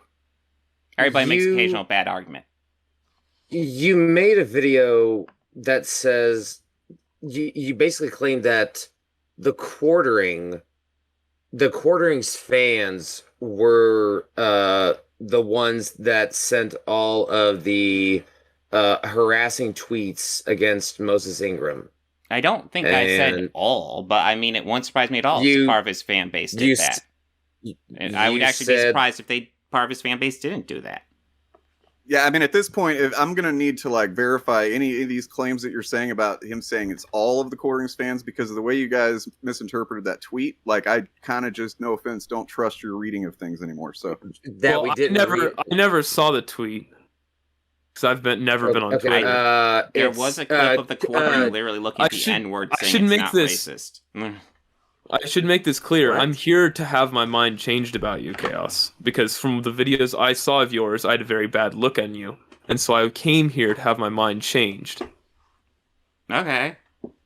If that makes any sense. I want to believe that you have a very good faith view of these people, or even a neutral faith. But Well, from what I saw, it seemed that you. I would like to believe that, but I've had lots of people tell me that, including Rags. Well, So maybe that says something I about hope, the way the video is put across. Eh? Maybe it's something I mean- about how Rags interprets and how he likes to sell things. Maybe it's about how you sold the things in your video. Okay, now we're just going super vague. Well, that's why we've my already point. covered I'm points here to to video, and like essentially, it seems like we're kind of hitting a brick wall on points of the video, where it's like you guys are trying to say it's not flip deflecting when it is deflecting. Or wait, did we agree that's deflecting? No, we did not. I would not say it's deflecting. So if you say, "Hey, racism is bad," but look at this big racist over here, he's different from you. Is that not deflecting? Okay. What's more racist? Calling somebody a nigger or doing a lynching? What? You just got this video demonetized. Yeah, dude, look, check it out. No, seriously. Jim, No. I don't know. You honestly seem shit-faced, Jim, and I don't know that you probably are gonna be happy that you did this whenever you wake up tomorrow and you're sober. No, I legit feel like I'm beating up a super drunk guy right now, and I feel bad for you. Like I don't want to fucking partake in this anymore because now you're saying slurs just to kind of be edgy, and you're making more dumb questions about which thing is worse, and it's like it's embarrassing for you, dude. But you should do this another day. We should do it another day. No, which one is worse? I'm not going near that one. Which action is worse? Yeah. Are you telling me that me calling somebody a name is worse than killing him? Because nobody's saying that. You're making up arbitrary fucking bullshit. This is a weird argument. Where's this even come from? It's absurd. You do so many I look through your videos. It seems like you do so many knee-jerk reactions. It's a format. It's called a reaction video. It's a reaction video, dude. Like, can you show where has Rags or Critical Drinker not done knee-jerk reactions? In fact, if you want to, Bob, I can bring up a graphic to show you a couple of times that Drinker has made some fucking bullshit claims and then tried to cover his tracks later on. So, if we're just getting into trying to hold somebody to 100%, always being super honest and never knee-jerk reaction or whatever, you're just moving the goalposts all over the place, and you're not even sober enough to keep up with where they go. Bullshit. So, I just think it's unfair to you guys to continue doing this. I expected hadn't had too many debates. I expected to come on here and probably have my ass blown out or something like that, but I was expecting to come on here and actually have a chance to talk. And I was told it was a debate, and we listened to you talk and heard your arguments, man. You did call it a debate. That being said, the way I go into a debate and discussion are pretty much the same. I just see where it goes. And at the beginning, I said I wanted to have a chat, and then things started getting heated, and it just fell apart after that. So I realized it fell apart for you. Yes,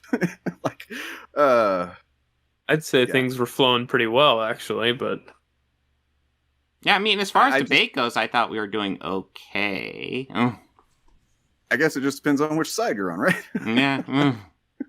Well, the important part is keep the flow of the conversation going. All right. No, it's not. The important part is to be correct and to make the best arguments and to prove that the other person's arguments aren't good.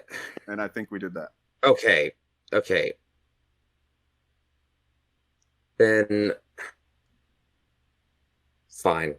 How about we change the topic from the racism to something else that's a little bit lighter? Okay. We'll see. I mean, we definitely need to change the topic, so. Fair enough. I can agree to that. In one of in the second response video to Rags, you say that Obi-Wan does not want Luke to kill Vader.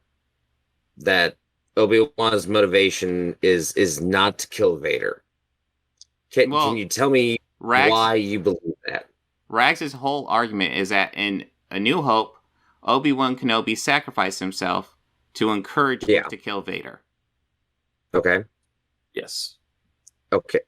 What evidence in the movie do we have of that?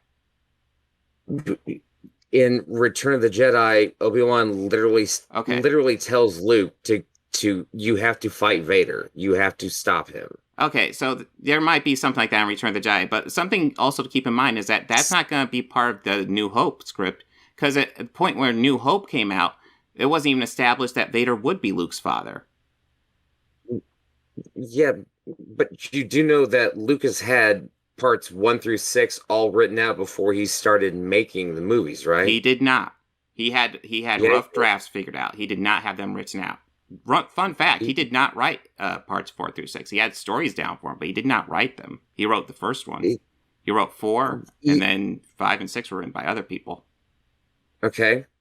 All right, fine. I'll give you that.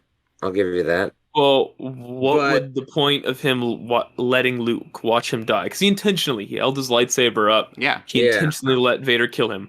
What would his point be if not to encourage Luke? Jedi Vosis, my computer is running really clunky, so I'm not really tempted to mess with it. But thank you for the $2 super chat. But Obi-Wan sacrificed himself because there's no way he could get to them in time. The best way to ensure that they survive would be to sacrifice himself. But yeah, I can see that's not a counter argument to the interpretation that he was using his death to motivate Luke. It's not an invalidation of it. Well, his argument is some obscure stuff from Return of the Jedi, which, like, it's like how not really obscure, but it's not obscure, but it's like it's something that wasn't even conceived of at the time when A New Hope was being made.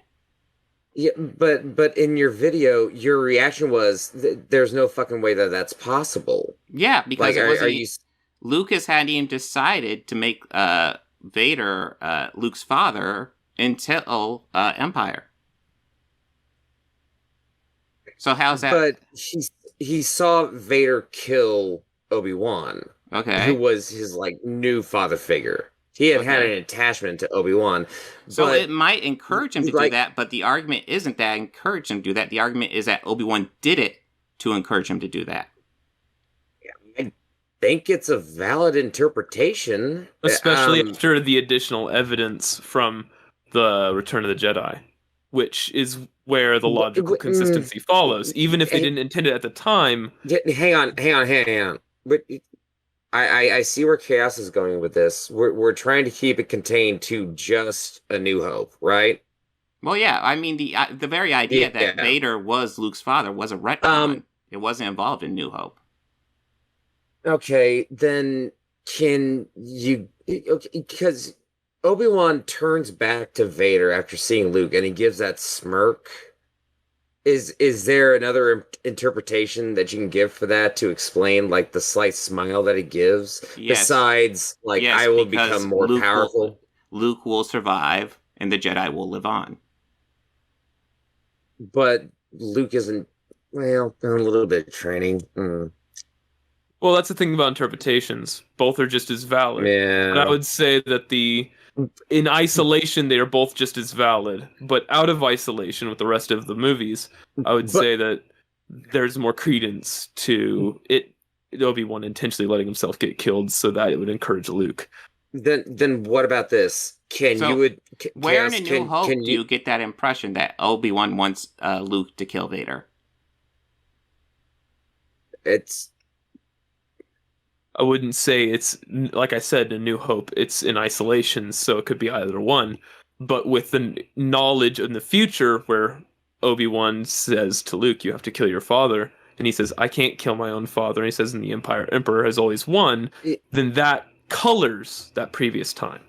Okay, but where does he say, I let myself die so that you could kill your father?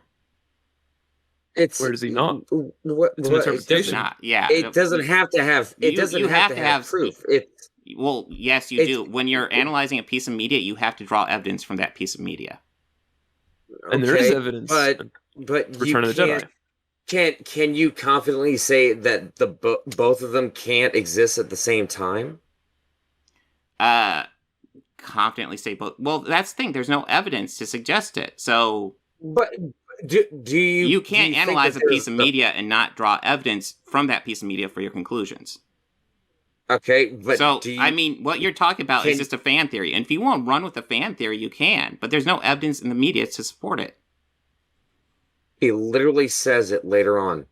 In a different movie. We're talking about The New Hope in isolation. Look, we can still say that Obi-Wan there's a possibility that he is aware of everything that's going on. Like, he has to know just because of the prequels, Well, right? I did Because play a it's pre- clip where it's Lucas previously explained. I did play a clip in one of my videos where Lucas explains that his whole, like, essentially he just felt Luke wasn't ready to know about Vader and all that. Okay. What does that change? Oh, wait. Are you talking about the scene from Empire? No, No, we're talking about Return of the Jedi when he confronts Obi-Wan about why didn't you tell me? Mm-hmm.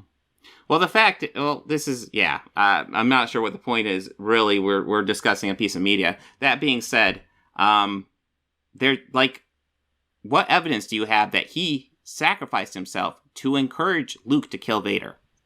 Because that is the very specific claim Rags makes. Okay.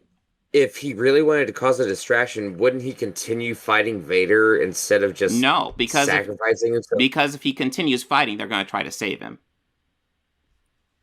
Not necessarily. Yeah, I can see that. But again, it's an inference. That's an inference based on evidence from the media. Right, and then the evidence changes with Return of the Jedi. You guys are basing a lot on a Return of the Jedi quote that doesn't even... at no point in that quote does he say or even imply that I sacrificed myself so that you would kill Vader. But the implication is that he wants Luke to kill Vader. Yeah, he's still motivating him.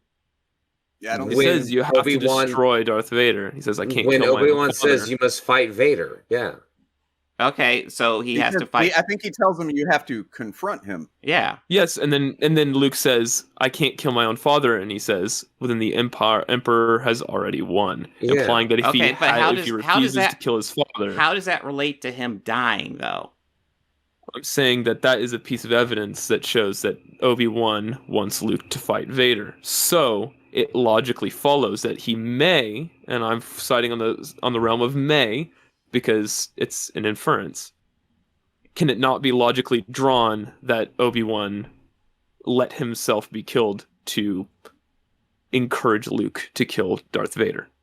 But that's a huge inference when it's clear he did it to give them a chance to get away. I'm sorry, Dane, you haven't said also, is it not clear? Yeah, no, I do. I think he's right. And I also think there's another thing. We know that Obi-Wan was aware of being able to communicate as a Force ghost. And he, had to have known that he wasn't just going to die and then now he's of no use to Luke. He knew that he would not only help them escape, but he would be able to come back as a Force ghost as he learned from Qui-Gon. And he'd be able to communicate with Luke and train him that way. Send Yoda and everything. So like that, all of that tracks more with what's in the actual the movies than any of the other. I'd say they are both just as valid. I'd say they're both just as valid. Yeah. So that's the thing. What we're talking about with this whole he sacrificed himself to encourage Luke to kill Vader. Like I said, it's a headcanon. Maybe at some point down the line they'll have Obi-Wan say a line like that, but at this point there's no evidence in the media to suggest that. There is a tiny little. Just like there's a tiny little evidence that he intended it to encourage them to leave the Death Star with his death and not try to fight to help him. That's absolutely why he did it. I can see both of them being true. Well, okay, but if that's the case, what is the argument about? You know what I mean? If there's no definitive evidence for each of the thing, then we're just like debating our opinions. Yeah, I agree. Yes. My only thing I would say is the word headcanon is not correct. Headcanon implies that it's something that has absolutely no evidence, whereas I would say that there is some credence within the media, within evidence and context clues and conversations, implying that Obi-Wan may have wanted himself to be killed to encourage Luke. I don't think that is a headcanon. Okay, I would say that is an inference. Yeah, sure.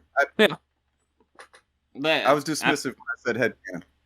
Okay, well, I've said headcanon too. But let me go ahead and... That's my take. Let me go ahead. Let's just say A New Hope wasn't successful. And, there wasn't any other Star Wars movies after it.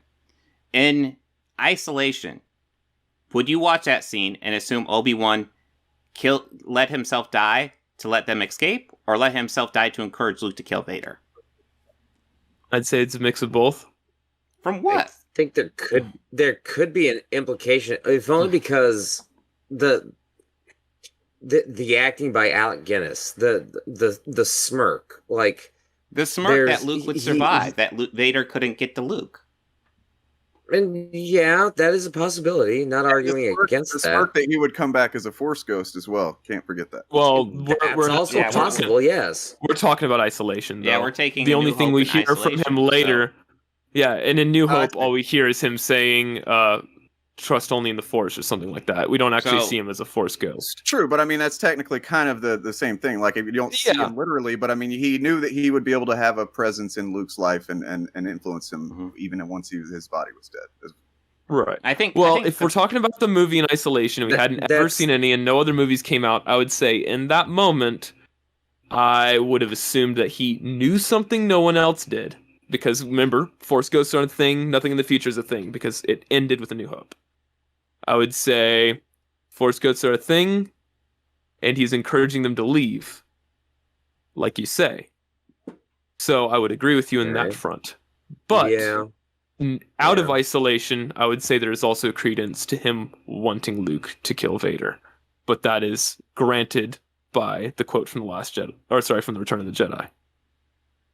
So in isolation, I agree with you. Out of isolation, I would still agree with you. I would just say that there's also maybe another motive. Okay, I don't see us making any progress on this one. So we've made progress. We've agreed. Mm-hmm. Yeah. Can we say that there's just a possibility that you can agree that they could exist at the same time, at least, Chaos? Because I guess if I would admit to that, then I would also want you to admit that it's pretty obvious the main reason he sacrificed himself was to allow them to escape. Are you willing to admit that? Yeah, absolutely. I never said that wasn't a possibility. Okay, so if you want me to, I'm saying that they both could exist at the same time. Yeah, no, they are not. Yeah. If you want me to say they're not. That there's a possibility that Obi-Wan sacrificed himself to encourage Luke to kill Vader, I would say that's possible, but the evidence in the movie does not support that. I would say that too. I would agree. I would say there is evidence that that might be possible. Yeah. But I would also say that the tangible plot reason of the literal film is, and it's pretty obvious, is that so that they could get away, and that that's what matters. Mm-hmm.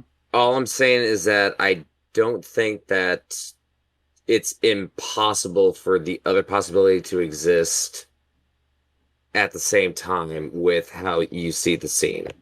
I'm just saying there's a possibility.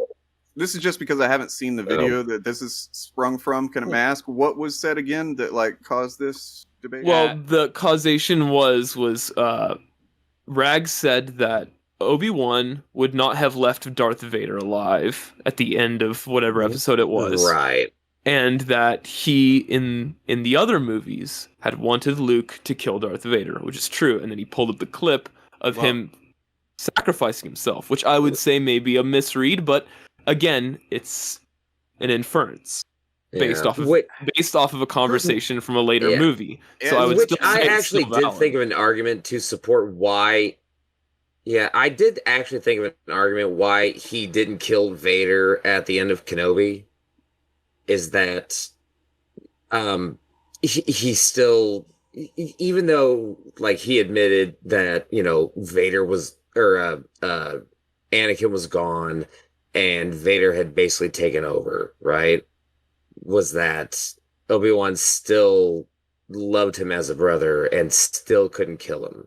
I'd agree with that 100%, man. Yeah. He I left think that's him reasonable. for dead. I mean, there's a reason he didn't kill him in Mustafar, and there's a lot more reason to kill him in Mustafar. He was dying in pain.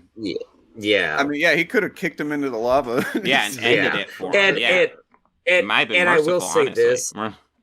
I think maybe the fact that he had to do the fight again at the end of Kenobi, I would say, I wish there was a line or something.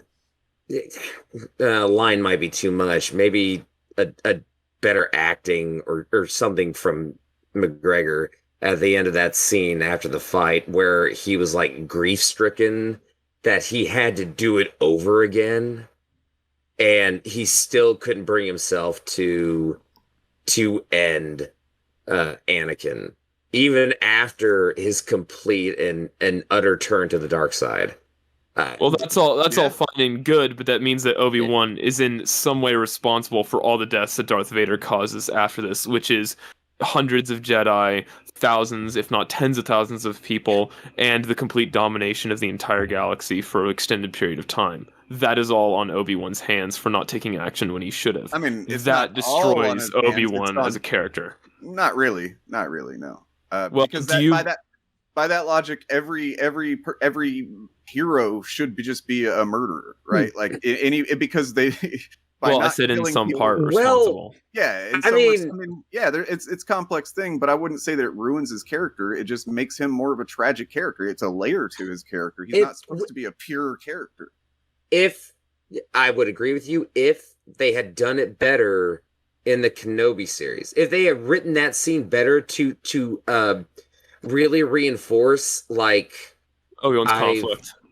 yeah, like I had sworn myself to fight the Sith and defeat them, and I still couldn't do it just because of feelings. Which there's several lines where Jedi are supposed to give up emotion, or not emotion, but like love and shit like Right. that. Yeah, I mean, it's a But- problematic philosophy. It's not a realistic thing, to be honest. Like I think that I mean, Well, as a show writer, I would have not put Obi-Wan in that position at that time Well, to give him at least some plausible deniability I think it's of tough his to do an Obi-Wan inaction Kenobi causing show death. and not bring that up. Well, they could have fought, but they could have made it to where they were separated at the end of the fight, or something happened that forced Obi-Wan to flee, or some way that would have taken the responsibility of not dealing a deadly blow to Obi-Wan. or not put Vader in it at all. Maybe. I mean, you It could have been handled better. I mean, a lot of people really liked Obi-Wan, and especially, I mean, I can admit some problems with some of the little things here and there, but like that, in particular, that fight, I thought was one of the coolest fucking Star Wars scenes I've seen in a long time. I would agree. And a lot of people see it that way too. So I guess I'm just wondering, like, why is it something that needs to be debated? A lot of people like Transformers too, so. Well, I mean, like, what does that mean? What are you saying, that somebody is wrong because of their opinion, or what? No, opinions are separate from objective fact. No, it looked cool. It looked flashy. I'll give you that. But story-wise, I mean, it goes back to the not killing Vader thing. But honestly, see how it would be a problem for people. Yeah, but then again, the dozens and dozens of rocks flying up behind Obi-Wan, and he fucking anime fights Vader, that was a bit out there, right? I mean, no. I think the only other time I've seen force powers of that level would be like Right at the end of The Last Jedi when she lifts all those rocks.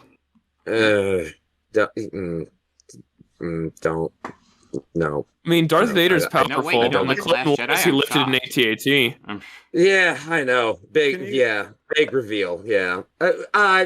Force Unleashed, where Star Killer brings down the Star Destroyer.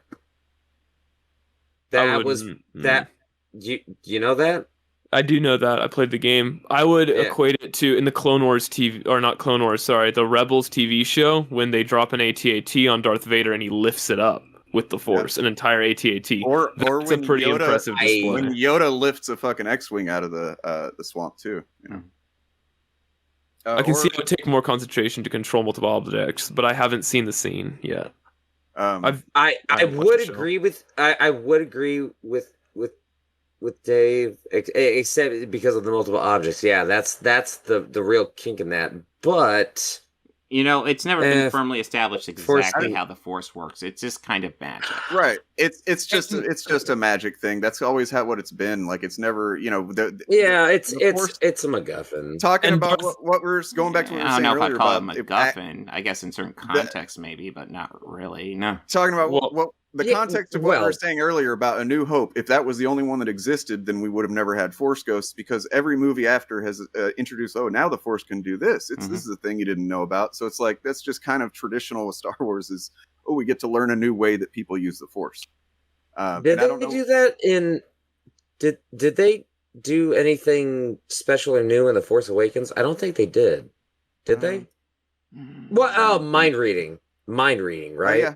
More, Yeah. No, but that was Yeah. in the prequels, I think, because the Jedi could interrogate people. And remember, the Clone Wars TV show also, when they interrogate Cad Bane and they get in his head. I mean, I didn't watch those. The point isn't that I'm literally saying that every single movie had a new thing, but like as time progressed, there were new powers and new ways to use the Force that were introduced. So it, like, I don't know why lifting some rocks is somehow.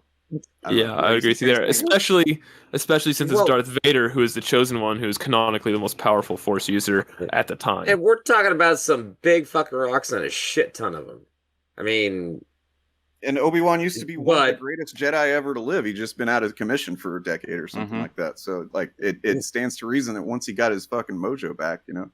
I can agree with it being goofy, but I'd have to see the scene. So it's like, it really What- depends. I think there's the hell. Oh, nothing but media brought up the stopping laser blast in midair in Force Awakens. Oh yeah, That's true. Oh It's yeah, pretty cool. yeah. it's pretty cool. Despite with that movie kind of being a little middle of the road, that was a cool ass moment. You got to admit.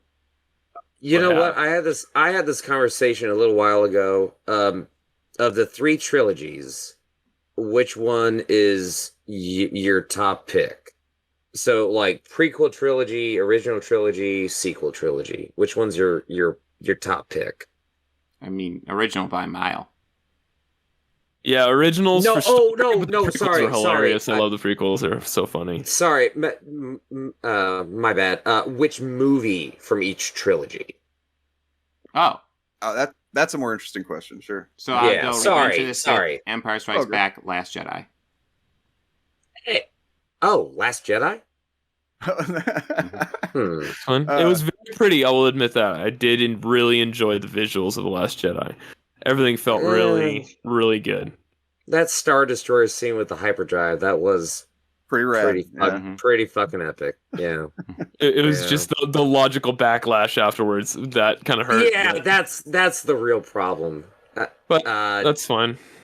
It is what it is. yeah, I went Empire,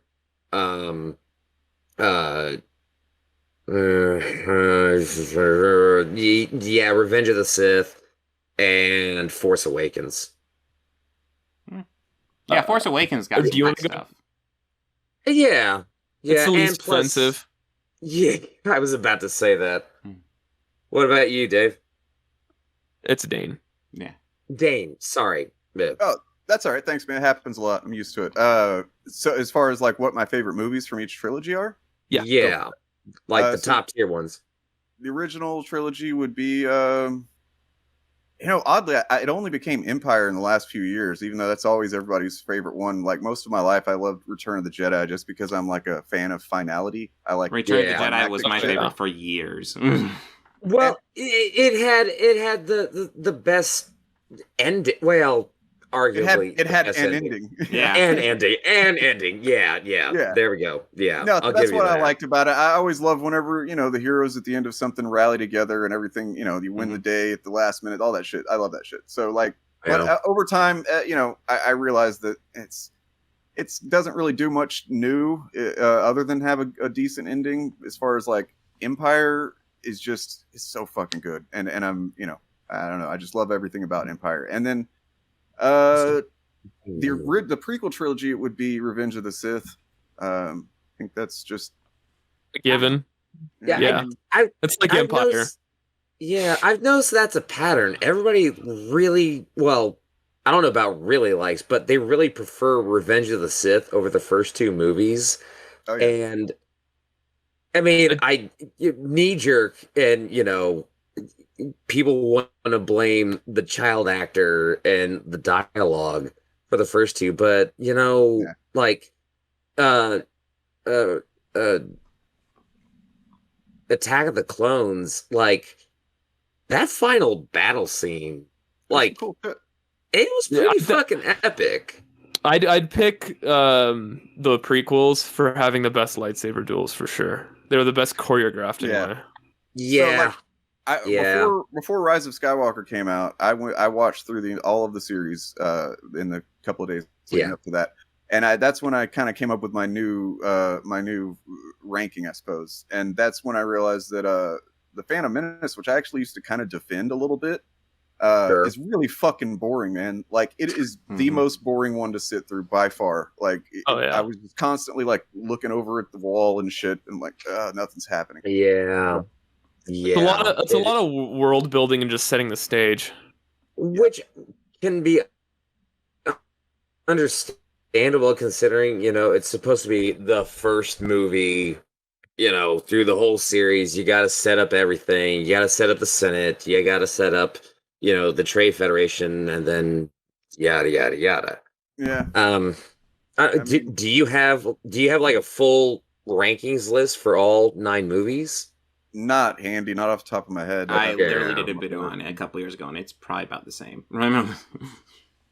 Do you remember off the top of your head? I want to say it was Empire, Hope, Jedi, Last Jedi, Force Awakens, Return of the Jedi. Okay, must be Revenge of the Sith. Okay. And that's then, not too much different than mine. I'm getting foggier because I know Clone Wars was also in there. I know I had Solo in there, so I'm not as. I know Solo wasn't particularly high ranked, but yeah, I never saw it. It wasn't high ranked, and you know what? I didn't particularly like it, but you know what? It wasn't like completely shit. No, Solo is my sisters a fine told me it was movie. zany. There's nothing significant to say about Solo other than it was fine. There's no, it doesn't give you anything that matters really. It's like, it's like the shit it tells you is just like, I didn't need to know this about Han Solo. It's not like, I was thinking that the guy was gonna not do well. Like, I'm like, nobody can be Solo after Ford, but like, no, he did pretty well. I'd be fine with like another thing with him in it if it was good. But like, that's just stuff like you don't need to know where. And I don't think we can underrate how great Donald Glover was as Lando. True. Well, I mean, he's a meme actor. He just elevates. It's like The Rock. He elevates every movie he's in. True. He didn't really do a whole hell of a lot in that movie, though. Solo exists, but yeah, it does. I'm sorry, I didn't mean to interrupt. No, it was just a chat. But we can all agree the scene where he gets. We can all agree the scene where he gets his last name was just like fucking bullshit, right? It's stupid. It's dumb. Yeah. Okay. On a couple of levels, that was stupid. It's stupid because like narratively, it's just pointless. Yeah. And then also, why would this guy take the name that the fucking Empire gave him? He could have easily just been like, your name is Han Cockknocker. Forever changing Star Wars lore. Han Vader. There you go. Han Darth. He's the only Darth with his name backwards. Masturbator. Yes. Okay. I'd say my movie ranking would be A New Hope. Funny enough, the Attack of the Clones, just because it's so freaking funny. It's like I just sit back and look at the memes. It's so funny. I mean, that kind of funny. For writing, I would say. Yeah. I mean, obviously, Revenge of the Sith has the best writing, which isn't saying much, unfortunately. And then in the sequel trilogy, I haven't seen The Rise of Skywalker, and I saw The Last Jedi once, and I couldn't get over what they did to Luke, so I'd have to say, what's the other one? The first one with Rey. Force Awakens. Force Awakens. And again, I haven't seen any Star Wars movies in a very long time. I just kind of lost interest. Which saddens me to say, because it's such an expansive universe. I used to think about it so much back when I watched all the... Because A New Hope was one of the first movies I ever saw. Yeah. So what? Me too. I guess... Do you guys have thoughts on Andor? Because so far I'm really loving it. It's fucking great, man. I love it. I haven't seen it. I haven't seen a single episode. I saw Kenobi, and I'm like, man, you know what? I'm actually kind of sick of Star Wars right now. So I haven't really been excited about watching Andor. Is it really good? Oh yeah, no, I'm loving it. It's dealing a lot with like the internal struggles of like the formation of the rebellion and just how the Empire fucks with people. If you I'm like the digging it. vibes of Rogue One, like the kind of more Yeah. a little bit more dirty, gritty, Yeah. realistic war vibes, Yeah. it's kind of like that. And it's the first Star Wars property where so okay. far there's been zero Force. I have not seen any Force users or Force being used. That's period. interesting. Yeah. True. Was there anybody in Oh, Solo? wait, no, Rogue. Yeah. Solo didn't have any Jedi in it. No, Darth Maul. Rogue One. Yeah, Oh, I was right. about to He's say, in the- wait. Oh man, I was about to I say remember seeing Rogue the One clip of that. didn't. Yeah, I was about to say Rogue One didn't, and then I realized, oh It right, kinda- no, it kinda the does. blind guy, right? Yeah. Yeah, a little Darth bit, Vader's in a there. little bit. And not to mention Vader, like he's got Yeah. his ass tearing. Yeah. down. Well, I mean that He makes a dad joke. That doesn't I remember mean a laughing at that. comment. You're just like, fuck yeah, Vader, you do Yeah. your thing. And then the Kane guy, who is Yeah, the blind, blind guy, but yeah. not. Yeah, that's what I was talking about. Donnie I forgot his yeah. name.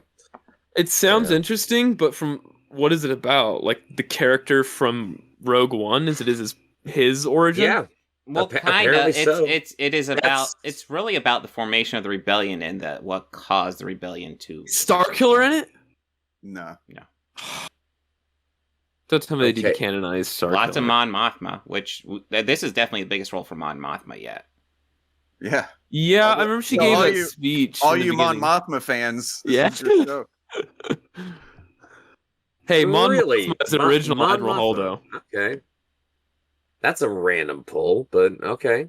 Well, she was It's not a random, political it's leader what they're supporting the rebellion, Right. and she yeah. was in the Return of the Jedi. And you learn a What? lot about like what led her to be, from being like a legit, political figure who was still in the Senate whenever the Empire was in power, so she was like operating behind the scenes while as a senator. And it's pretty interesting. What planet does she represent? 'Cause from what I understand, the Senate is a bunch of planetary representation, right? I forget the name of the planet. I forget it too. All right, but it's nothing like Alderaan or No. Naboo. Okay, Nope. gotcha. Yeah, it's a whole lot of stuff that we've never Hmm. heard of before, honestly, which is pretty cool. Like just the familiar things, but like one of the problems, I guess not a problem, just the thing I've noticed about Star Wars is despite it being this expansive galaxy with all these races and stuff, like we spend so much time on the same handful of fucking planets. Yeah. I know you know that what I is annoying. Yeah.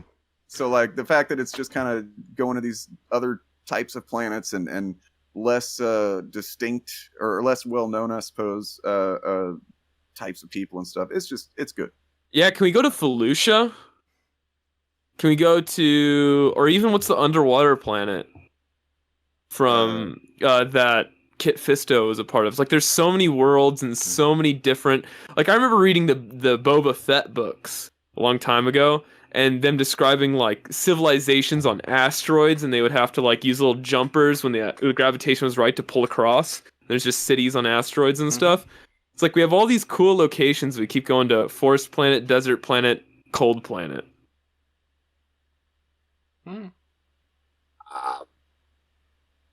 No, Well, but- it's because what the budget had. It's what the well, budget budgets could will afford definitely at the play a time. role in this stuff. Yeah. Yeah. It is Disney though. They have unlimited money. Okay, I gotta ask this because it's been bugging me for years. How fucking fake did Revenge of the Sith look? The prequels have that issue. Actually, Phantom Menace has that issue less because they still did a lot of practical stuff in there. Right? But yeah, those Right. computer effects did not age well in those prequels. It like even when I saw it for the first time, I'm like, this looks so fucking fake. Mhm. Been bugging me for years. Well, how they did the originals, originals meaning Empire and A New Hope, is they actually had big panes of glass that had been hand painted, and then they shot through the glass. So the scene where the droids are walking on Tatooine, that's the droids, which are props, shot through a pane of glass with the desert landscape and the sand buggy in the background. That's how they did all the big wide shots. Same thing for Coruscant. And I think they switched in one of the movies to So the problem with those with the prequel trilogy is a problem that a lot of big action sci-fi movies had in that era too, is because it was like after the Matrix and it just this new era of like, oh, digital, we can do all this cool shit with digital, and it became cheaper to do that than to do practical. And so you get, even from the first Matrix to the second one, right? The first one looks fucking great.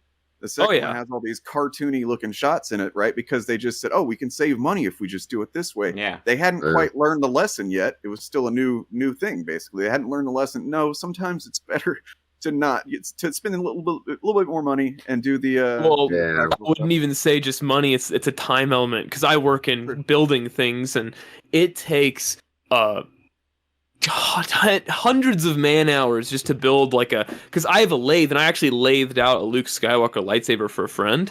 Nice. And it took me 15 hours of lathe work to build it. It's like, it makes sense that they would switch from practical effects just to save on time and man hours, because it takes a lot of time to build even the smallest of things. I'm not saying it's good, but I can see why. Yep. Which then, when you start to think about all the stunt sabers that they were using during production, because they went through a shit ton of sabers when they were doing all that fighting, because they would get bent up. They had to have at least 10 on hand each day. Oof. But then again, those were metal, and maybe a little bit faster too, but still. To that point though, about in the sequel trilogy, say what you want about any one of them, even if you hate all three of those movies, you look at the way that they blended practical and digital effects in those movies, especially the first two, it's fucking great. Like they knew exactly when to use there's a real spaceship sitting there, or a real prop spaceship, and then a fake background, and they blended it so well. And that's what really the ideal thing is, I think, not just one or the other. You just need to know, have people that know what needs to be what and how to blend it well, in my opinion. Hey, the token I'll give The Last Jedi is it is a visual and audio masterpiece. True. The effects, the props. Yeah. I never for a second thought, wow, that looks fake. And that's a good thing. That's what you want. I mean, even I really believe that Luke Skywalker was milking that alien titty. You know what I mean? Yeah. Wow, as nasty as it was. It was a practical titty. Yeah. Yep, practical titty. But they had to make it an alien to get away with without having an R rating. Yeah. Well, I feel like this conversation. Now we're on the same page, Jim. I was put it on a shirt or something. That's what I was thinking. Sorry. Well, absolutely, I'm putting it on a t-shirt. Yeah. Well, despite all the issues we've had in this conversation, I feel like we're at a good point right now. I hate to kick you guys off, but there's other things I did want to talk about in the stream. But I did like talking to everybody. Well, all right. Well, it's always good to walk away from debate happy. At least. Yeah. And you know what? Yeah. Is there anything you guys want to shut out? If you all want to do this again, and we not try and debate other people's videos, and we just talk about random bullshit, that'd be cool. Yeah, sounds like fun. I'd be more than happy. And I thought things were going to go a lot different, and then everybody started talking, and it just became pure chaos, and I got lost. So yay. That's partly my fault. My debating style is more freeform, because I've debated lots of people before. We're all four here. We're all four, to some degree responsible for how things went down. So we can all at least agree on certain things that we like, and we can at least say that if another person says they don't like something, and we ask why, we don't judge them for it, right? We all eventually come to an agreement about certain things. Not all things, but certain things. I mean, I don't like to judge people just off of one example or anything. I don't tend to make really any kind of just judgments, if you want to call it that, until I've analyzed patterns of behavior and stuff like that. I think that's fair. No, I enjoyed a good bit of this, except the parts that I didn't. And if I went a little too hot on a couple of parts, then that's on me. But yeah, I definitely think we should all agree that like saying racial slurs is bad. Yeah. Yeah. Like we No just shouldn't do that. regrets. Gotcha. Good to know. Well, no, it was just for an example, and that argument went downhill real fucking fast. How's that? I mean, it's understandable. Like you. Yeah. Either way, but Dane, if you are in the chat again, I do have to do one thing before we start. I have to turn my headphones down because my ears are still ringing. So there's that. Well, from what? Sounds like a you problem to me, buddy. From you being so loud in my headset. Oh yeah. Well, I mean, I was trying to sliders. I was trying to cut through a lot of people talking at once. You know? Yeah, and that's why I looked dejected during a lot of this. I'm like, man, I can't get a word in edgewise, but there we go. You want me to take responsibility for you saying the N-word too, or what? No, that's totally on me. All right. Yeah. Well, then I'll try to be quieter next time, regardless. All right. No. I can handle that on my end. It's fine. Well, I'm glad this came to a peaceful conclusion. Yes, I am as well. I see your point of view. I have my own problems with it, and you have your own problems with my point of view. But if we don't meet in the middle and discuss these things, nothing will ever change, right? What, one of those agree to disagree kind of things? No, I would say it's better to learn off of each other, right? Okay, even better. Because that's like a major problem is that people aren't discussing things in an open way, and I mean, despite the issues with this, I feel like I put forward my views and the logic behind them, and you put forth your views and your logic behind them, and we met in the middle. I think both of you guys were, being good faith, which is something that I typically, that would really get me fucking just ready to give up, is if I know somebody's just being cagey and kind of, on purpose and stuff like that. I don't think you guys are doing that or anything. And I, my whole thing is, I agree with what you just said, by the way, that we should be able to talk about the things we disagree on. I just think that sometimes it becomes a question of, is this thing that we're disagreeing on actually a fact? Or is it an opinion? And some things are subjective and some things are not, and that we have to be able to determine which ones they are. Because that's just me. The reason I volunteer for this was because I didn't understand where you all were coming from. I just needed like the inside look, and I think I got a little bit closer. Maybe not quite to complete understanding. Doesn't mean that I'm, agreeing with you on every point, but, there's a lot of things that we can't agree on. But I can't see why we can't do this again sometime, Yeah, I'm not against it. But yeah, I think, despite how heated it got, I think we ended in a good spot. I've been in a lot of debates. This debate did not get heated, let me tell you. Yeah, no, I felt like it got heated at moments, but I didn't think it got really bad. No. Had worse, had better, that kind of thing? I've seen some rough ones. Oh, yeah. This was a love fest compared to a couple I've seen. Mm-hmm. Or that one with the Rags fan. Yeah.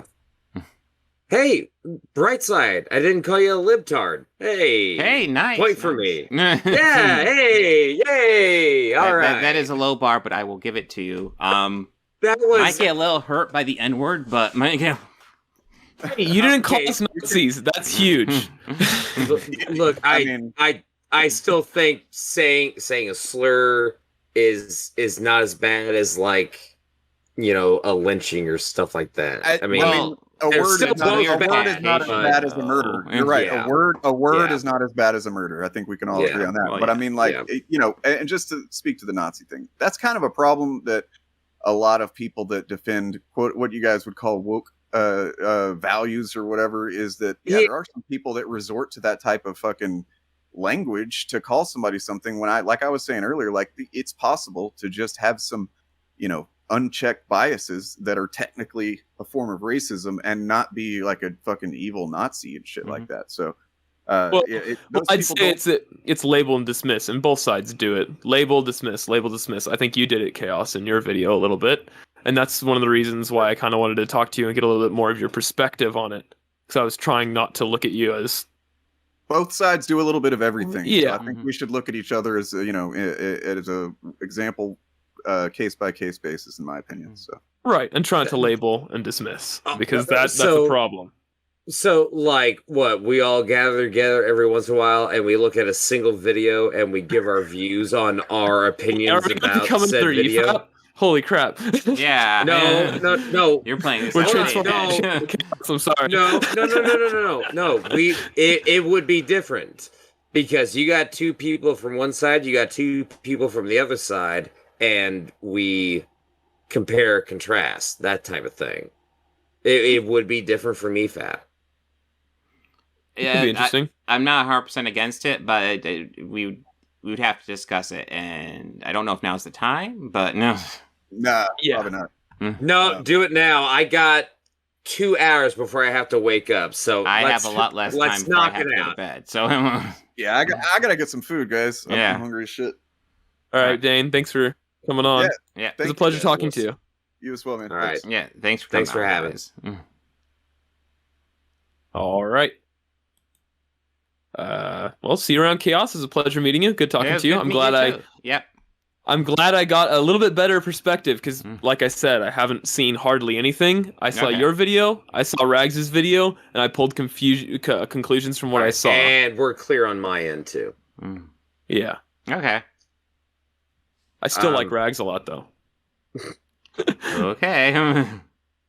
But I don't dislike you, so okay. That's an improvement. Interesting middle ground, but okay. I hope your channel grows. You seem to be doing some good content here. I'll say this. I thought you were going to be a lot more what's the right word?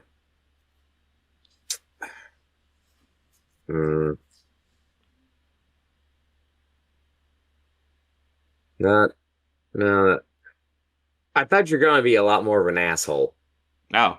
From what I've seen of you before, but you get you in the right situation and you're quite reasonable if it's the right conversation. If it's the wrong kind of conversation, you get passionate. I'll say that. Okay. So there's that. And honestly, I'm happy I did this. Even if I'm always happy to talk to people. Yeah. Even if it bites me in the ass later on, which it will. Whatever. Trust me, it will. Oh, good. Whatever. I don't care. Fuck it.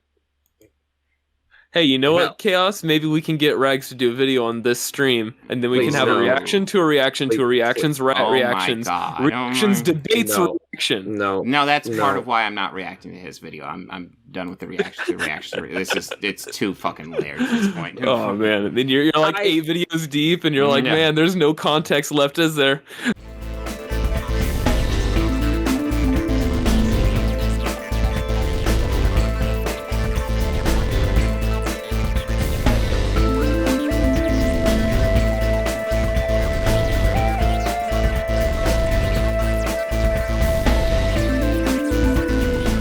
They think order and chaos are somehow opposites and try to control what won't. Do you enjoy pain? Pain don't hurt.